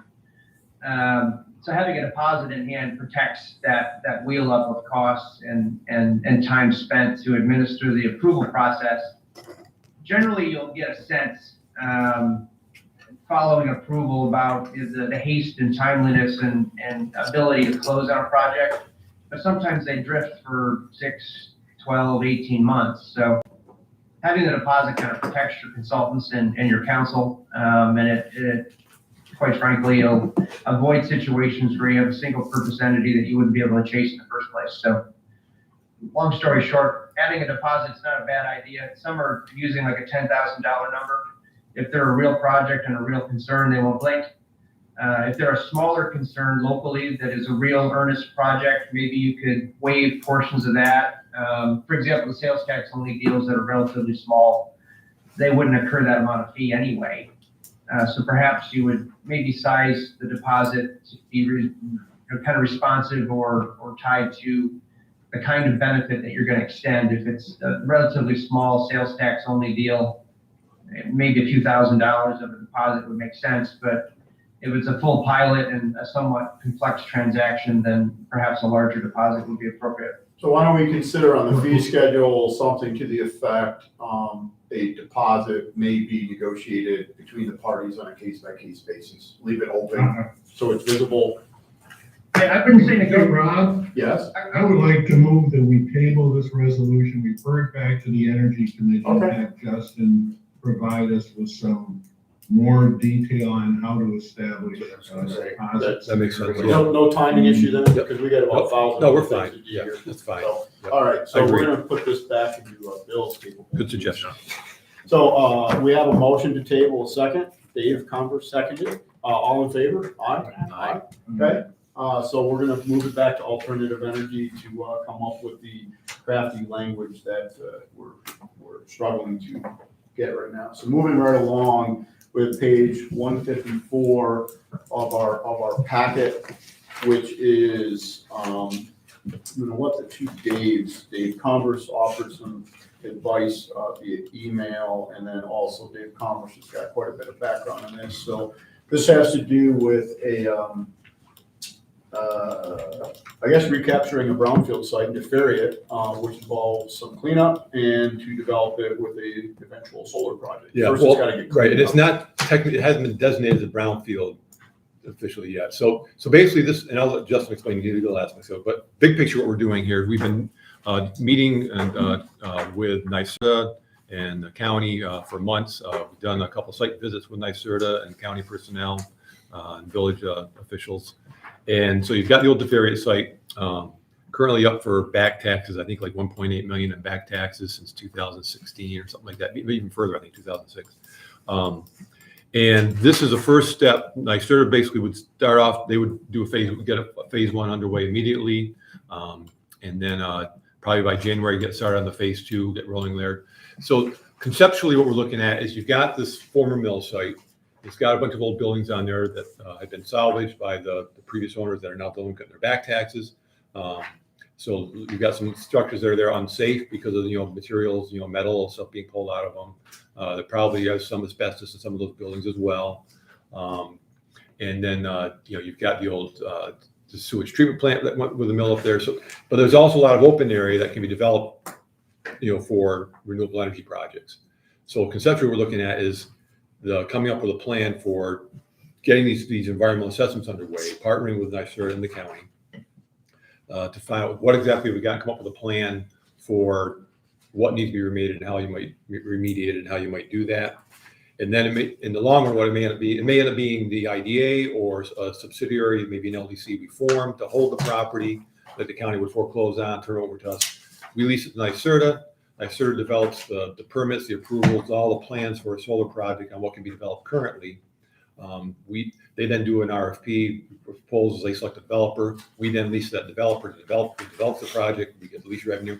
And again, details have to be worked out. We may take those pilot payments or lease payments, or maybe there's a project development agreement where they, in addition to, for the benefit of the financial incentives we're providing, they may invest in either directly doing the cleanup or investing into a local fund to fund the cleanup of the sites that, so part of it's developable. You have to clean up the rest of what can be developed. And when those other sites are developed, they could be then developed for additional renewable energy and or some other commercial use. So that's yet to be determined. But this is kind of the first step moving forward in how we do get that site cleaned up, developed, and back on the tax. So we're not taking on any ownership, environmental liability. Not at this Basically point, just no. contributing money to do an investigation. Right, yeah. And our contribution is 50% of 100,000, and the county is considering 25% at their board meeting on the 7th of December.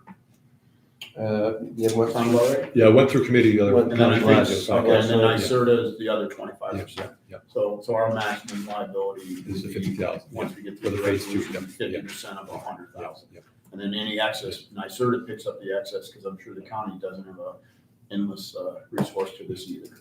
And Justin, anything you want to add to that, I guess, from the legal perspective, what we're looking at, what I just summarized?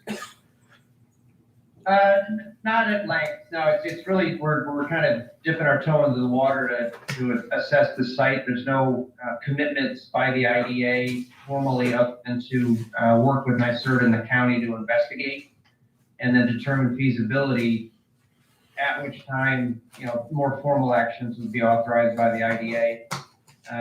Only thing that you're committing at this point is up to $50,000 to reimburse NYSERDA for costs associated with the phase one and phase two environmental assessments that will cover all 4 of the tax parcels out there.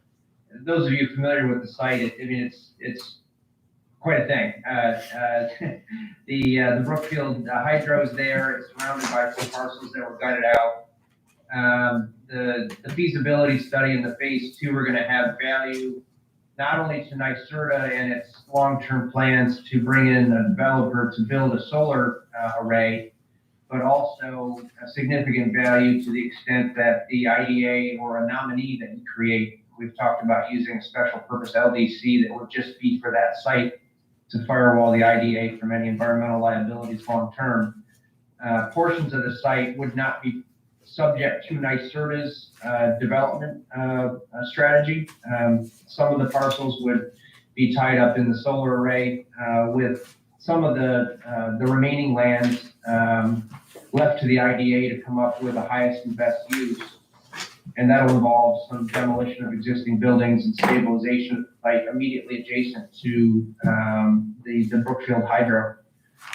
The feasibility and long-range planning and investigation that largely NYSERDA is subsidizing is going to be of value to the IDA and any successor that you try to market the parcel to. So there's long-range good value in the return on the investigation for not only NYSERDA and its long-range plans, but also for the IDA to the extent that you would lead the redevelopment of the rest of the parcel. Thanks, Justin. Yeah, and the county, and the town, and the village. I mean, the county's covering those taxes now for the local jurisdictions. This would remove that burden from the county as well. So if we move to page 162 of our packet, we have an authorizing resolution number 12.02.2021.02, resolution of the Jefferson County Industrial Development Agency approving of the investigation of a proposed redevelopment project for the former St. Regis Paper Mill located in the village of DeFerris, as more fully described below. Authorizing the execution of a non-binding memorandum of understanding, MOU, with the County of Jefferson, the county, and New York State Research and Development Authority, NYSERDA, and authorizing the appropriation and expenditure of certain agency funds in furtherance of same. There's a lot of whereas clauses describing the property, and then most importantly, section 1 is our financial commitment, which is a maximum of $50,000. And this would be in combination with the county and NYSERDA, so all three parties have to obviously approve through their agencies that this thing actually happens. So with that, this is the How is authorizing. the resolution there? It's a roll call. So yeah, we have a movement in a second. Second. Okay. And then we have a roll call vote. Rob, Yes. Dave, Yes. John is absent, Bill, Yes. Lisa, Yes. Ed, Yes. Paul. Yes, Okay, so that resolution carries. This is the ultimate. You talk about the ultimate jobs program. That one's Yeah. it. That did go through committee with the county on Tuesday night, so we'll go to the full board on. On the 7th, I believe. Yep. All right, so we already did our fiscal year change, so we can, excuse me, I skipped one, sorry. Resolution page 167, considering 2 JCLDC board members. Page 167, we have a resolution number 12.02.2021.03, reappointing JCLDC board members. Whereas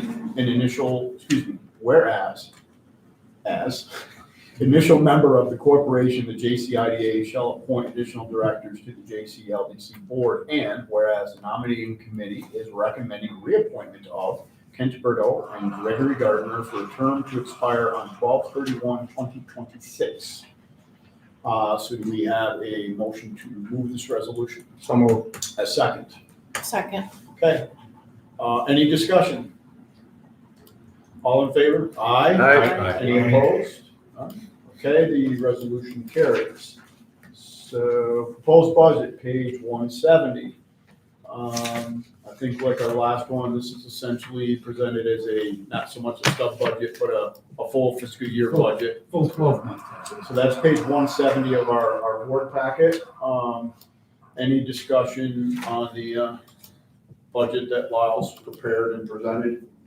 I'll move the budget. Okay, a second? Second. Okay, all in favor, any additional conversation? All in favor? Aye. aye. None opposed? Okay, the proposed budget is moved. Moving right along, I think we're now going to hear from Justin to queue up 7 resolutions some have commonality, and then there's kind of a different one. So Justin, if you want to cue these up, and then I'll do some reading, I guess. Oh, sure. And I think I'll attempt to address them in tranches or at least groups, in as much as the 7 resolutions that we have prepared and before the board today are really from 3 primary applicants and equity owners of projects that you previously closed and provided pilot benefits for. The first 2 on the list of resolutions that you have on your agenda relate to Oya Robinson and Oya Wayside. Those are generally owned and controlled, and there's some confusions on who is Oya.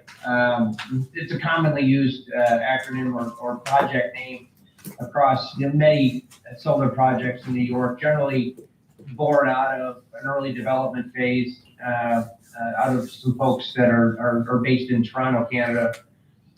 These 2 are generally, and the first 2 generally are owned by and continue to be managed by that concern. These 2 particular projects closed in April of 2021. They were closed and defined to include roughly about 90 acres apiece, entire tax parcels. Since that time, somewhat common, not all that common, but they've gone through the process and are poised to amend their ground leases with the landowners to better define the actual project area to be around 30, 35 acres apiece, as opposed to the entire or nearly the entire tax parcels as defined in the project documents. So at the outset, the first 2 projects are in front of you in the context of a request for amendments.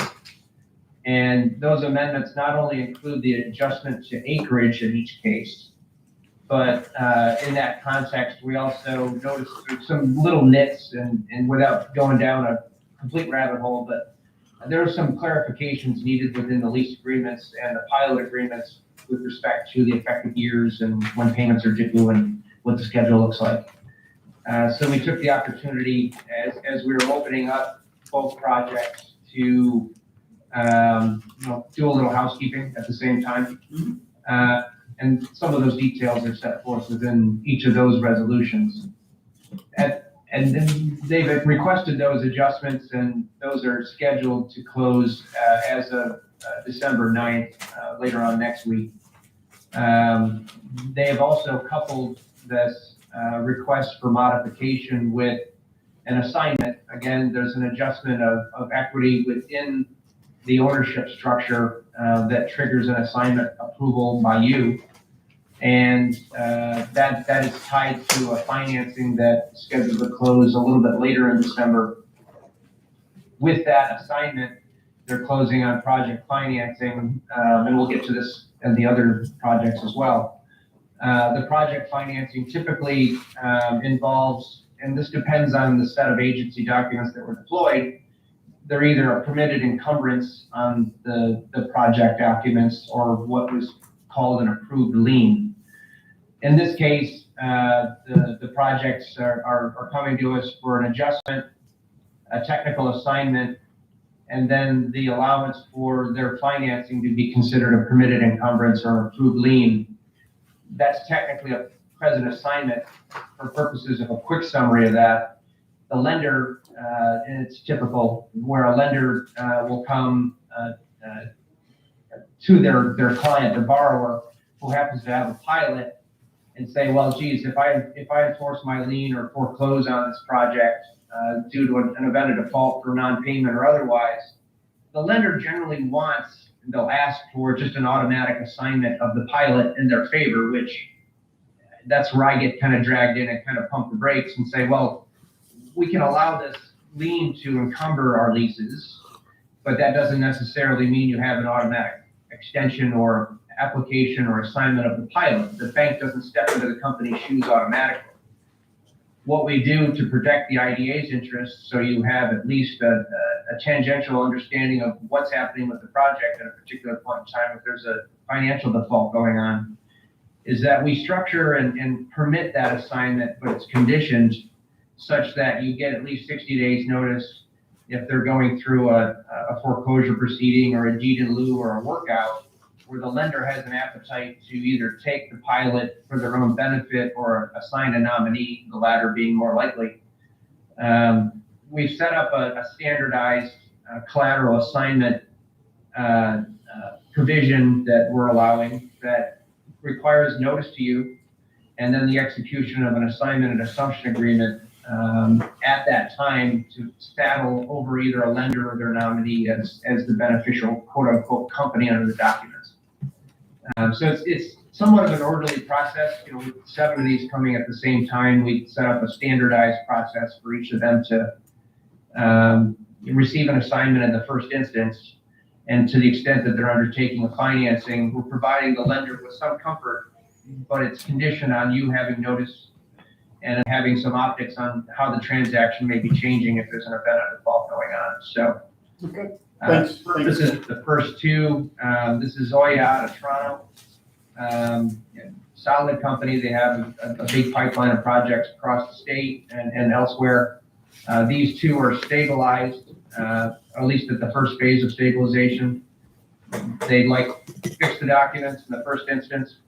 Have our approval for an assignment of the internal restructuring of ownership and provide for that condition collateral assignment in favor of their lender when that does close. So that's a quick summary. They're 5 megawatts apiece. It's the first 10 of the 34 you're looking at today. Okay. If there's any questions, I'll happy to address them, any specifics. And I'm not sure if we have any of the applicant or the company's representatives on the call today. I haven't looked at the full roster, but if the board has questions and those folks are on board, fire away.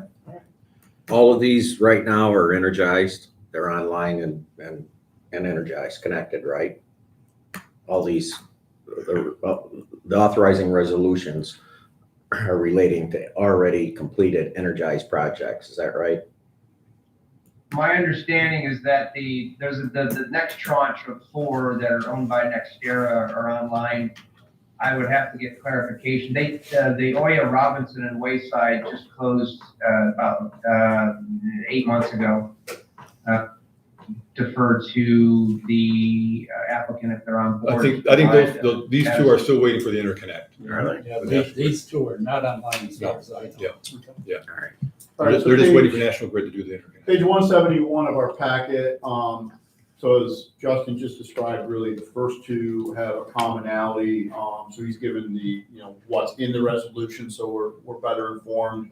So for procedural matters, we'll read the resolution from page 171 of our packet, which is the authorizing resolution number 12.02.2021.05.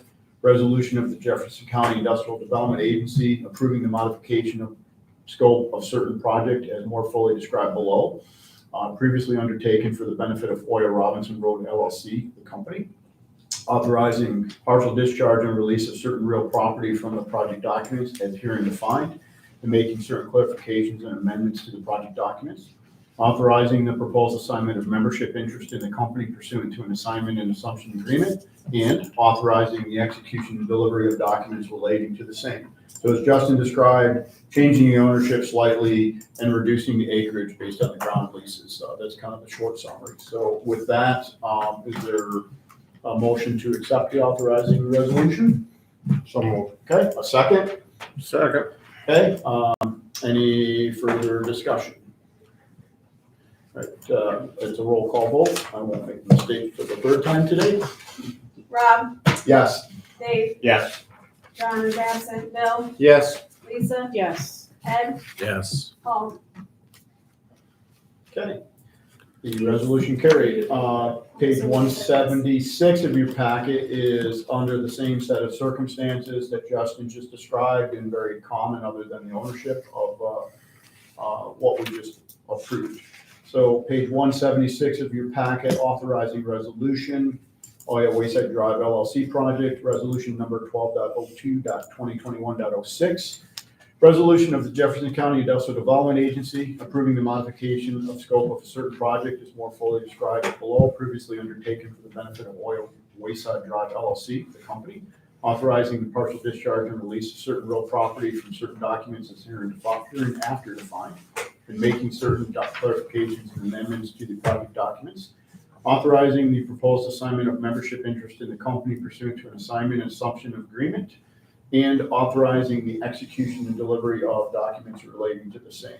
So do we have a motion to accept the resolution as presented? So moved. A second? Second. Okay, any further discussion?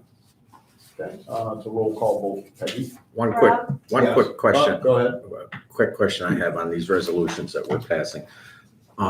Some of the changes, like the acreage, they reduced some of the acreage. Has it, I haven't had a chance to study the numbers. Did it? Went from 150 to like 35. Right. Probably just suffixed out the parcels that the actual Right. stuff sits on versus the whole. Right. Fast forward that to the predetermined pilots that we had worked on. Did it lower any of those payments to any of the tax It wasn't- years? No. Changing order. No, they're still based on a per megawatt fee. All right, all right, just verification. Thank you. There's a separate billing for the land. Yeah. And that's not covered under the pilot. I need to know the acreage of the project in order to assign a land value to it, in All right. order to build a That was- separate land. All right. Okay. Thank you. Did the roll call vote finish? Oh, you didn't do it. Okay. Justin. Go ahead, Justin. Yeah, the land liability is a component of the pilot agreements. Under your UTAP, the land is exempt and is supposed to bill full taxes based upon an assigned assessed value by the assessor. And we're dealing with some nuances with that across the county based upon different treatment by different assessors, which we'll probably be able to report back on. But generally speaking, and to Lyle's point, if they're shrinking the gross acreage, it'll change the gross pilot payment. The negotiated pilot payment per megawatt is not changing because the installation isn't changing. But the land amount, the component of the pilot payment that's associated with the land will fluctuate now based upon the amount of acreage being reduced within the project itself. Thanks. Thank you. Roll call vote, please. Rob, Yes. Dave, Yes. John's absent, Bill, Yes. Lisa, Yes. Ed. Hmm. Paul. Yes. Yes. Okay, resolution carried. Page 181 of our packet through 197. I think this tranche are also in a similar vein, Justin, if you want to kind of, or did you already walk us through the differences in these? He's muted. Justin, you're muted. Sorry about that. No problem. My working, so. The next four are distinguished from the first two. These are what I call the NextEra projects. They're controlled by a very large concern, well-known and a very stable solar company in the space, NextEra, based out of Florida. These four projects constitute 5 megawatts each or 20 megawatts total. They're kind of co-located in the same area. These projects have been online and are at the process right now where they're undertaking an internal restructuring that will, and without going too far into the detail or the if you will, one of the entities has changed its name. Oya Blanchard Road is now DG Empire Sun LLC. That entity will continue to own Oya Blanchard Road as we know it. And that entity will also be the parent owner of Oya Blanchard 2, Great Lakes Seaway, and Oya New York State Route 12. So it's really a bundling of four projects under one parent. Get them to a point where they have a fund that is basically holding these four assets as a single entity, if you will. The next part of that is that they're undertaking a statewide, if not further, grouped financing of their stabilized projects that is being undertaken through a consortium of lenders acting through a collateral agent, KeyBank NA. It's a large lending, basically. So similar to the first two projects we discussed, they requested the agency's consent to a collateral assignment of the project documents. Again, we structured that in such a way where the IDA is going to have some effective notice and optics on that if it were to ever occur. This being a large concern, I think the chances of that are fairly remote. But nonetheless, we've reserved the IDA's ability to have notice and participate in that if it would ever occur. So these four, being the NextEra projects, are looking for an assignment approval and the collateral assignment approval in connection with their financing.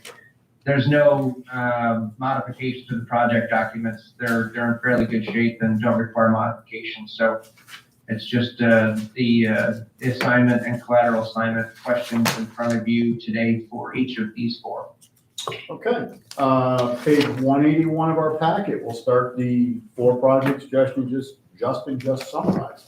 So page 181 of your packet is an authorizing resolution number 12.02.2021.07. Resolution of the Jefferson County Industrial Development Agency approving the transfer of company membership interest in connection with a project or certain project as more fully described below, previously undertaken for the benefit of Oya Blanchard Road LLC, the company, authorizing the conditions collateral assignment of certain project documents as defined herein in connection with a financing to be undertaken for the project, and authorizing the execution and delivery of documents relating to same. So, do we have a motion to accept this authorizing resolution? So moved. A second. I think I heard at least a couple seconds. So it is any further discussion from what Justin already, the next four are all common, so any discussion now would probably apply to all of these. No? Okay, so Peggy, it's a roll call vote, please. Rob, Yes. Dave, Yes. John is absent, Bill, Yes. Lisa, Yes. Ed, Yes. Paul. Yes. Okay, so moving on to the next in line, authorizing page 187 of your packet, authorizing resolution number 12.02.2021.08. Resolution of the Jefferson County Industrial Development Agency approving the transfer of certain company membership interests in connection with a certain project as more fully described below, previously undertaken for the benefit of Oya Blanchard Road 2 LLC, the company. Authorizing the condition collateral assignment of certain project documents as defined herein in connection with a financing to be undertaken for the project, and authorizing the execution and delivery of documents relating to same. So do we have a motion to accept? So moved. In a second. Yes. Okay, I'm assuming no discussion? Okay, roll call vote, please. Rob, Yes. Dave, Yes. John is absent, Bill, Yes. Lisa, Yes. Ed, Yes. Paul. Yes. All right, resolution carries. Next in line, page 192 of your packet, authorizing resolution number 12.02.2021.09, resolution of the Jefferson County Industrial Development Agency approving the transfer of company membership interest in connection with a certain project which more fully described below, previously undertaken for the benefit of Oya Great Lakes Seaway LLC, the company, authorizing the condition collateral assignment of certain project documents as defined herein in connection with the financing to be undertaken for the project, and authorizing the execution and delivery of documents relating to the same. Do we have a motion to accept this resolution? So moved. A second. Okay, Lisa's a second. Again, assuming no discussion. Roll call vote, please, Peggy. Rob, Yes. Dave, Yes. John is absent, Bill, Yes. Lisa, Yes. Ed, Yes. Paul.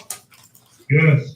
Okay, resolution carries. Page 197 of your packet, the last of the same. Authorizing resolution number 12.02.2021.10, resolution of the Jefferson County Industrial Development Agency approving the transfer of company membership interest in connection with a certain project as more fully described below, previously undertaken for the benefit of Oya New York State Route 12 LLC, the company. Authorizing the condition collateral assignment of certain project documents as defined herein in connection with the financing to be undertaken for the project, and authorizing the execution and delivery of documents relating to the same. So do we have a motion to accept this resolution? So moved. Bill, second? Second. Okay, Ed. I'm assuming again, no discussion. With no further discussion, roll call vote, please, Peggy. Rob, Yes. Dave, Yes. John is absent, Bill, Yes. Lisa, Yes. Ed, Yes. Paul. Yes, Okay, page 203 of our packet, and we had previously been given an email with a very nicely diagrammed flow chart from Justin. So Justin, if you want to set this one up, this is different than the prior 6. That's correct. This particular project, Black River Solar, was brought to you by Nexamp Solar as the primary party you're engaged with.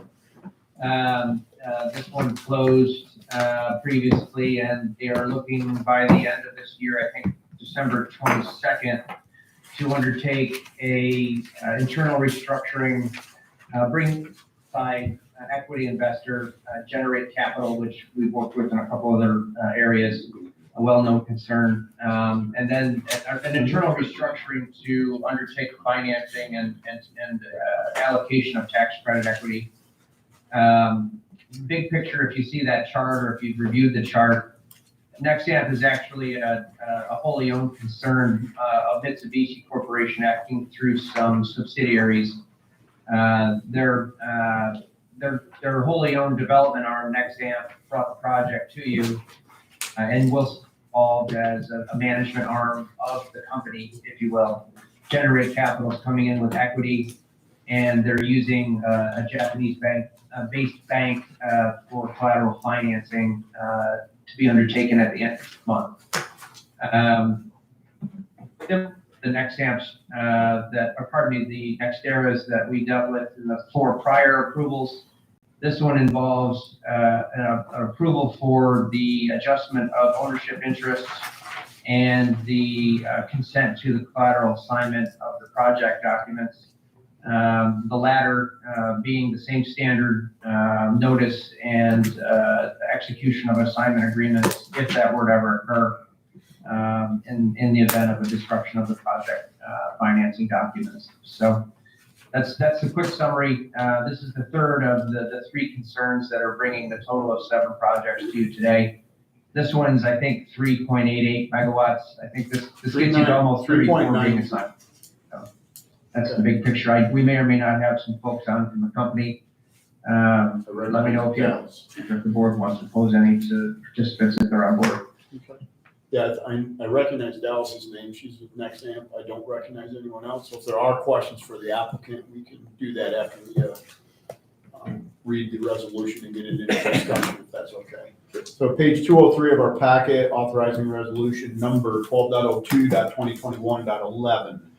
Resolution of the Jefferson County Industrial Development Agency approving the transfer of company membership interest in connection with a certain project is more fully described below, previously undertaken for the benefit of Black River Solar LLC, the company, authorizing the condition collateral assignment of certain project documents as defined herein in connection with a financing to be undertaken for the project and authorizing the execution and delivery of documents relating to same. So do we have a motion to accept the resolution? So moved. so moved. And a second? Second. Okay. Any discussion or any questions? I know there's at least one member from the applicant on. Is there any matter that we need to ask? I'm good. Okay. No discussion. Roll call vote, Peggy, please. Rob, Yes. Dave, Yes. John is absent, Bill, Yes. Lisa, Yes. Ed, Yes. Paul. Yes, Okay. So that concludes our published agenda. As promised earlier, there are some matters which involve contracts and land acquisition, so I would request the board to consider an executive session. So move for I move that we for the reason enter for, executive session to seek legal counsel and discuss property acquisition, potential acquisition. Okay. And any members of staff can remain. And counsel? Along with counsel. Okay. A second? Second. Okay. You get all that, Peg? Yep. Okay. All in favor to go into executive session as described? All right. Okay. None opposed? Okay. If it's okay, I would also consider maybe giving everybody minute and a half file break. I took one when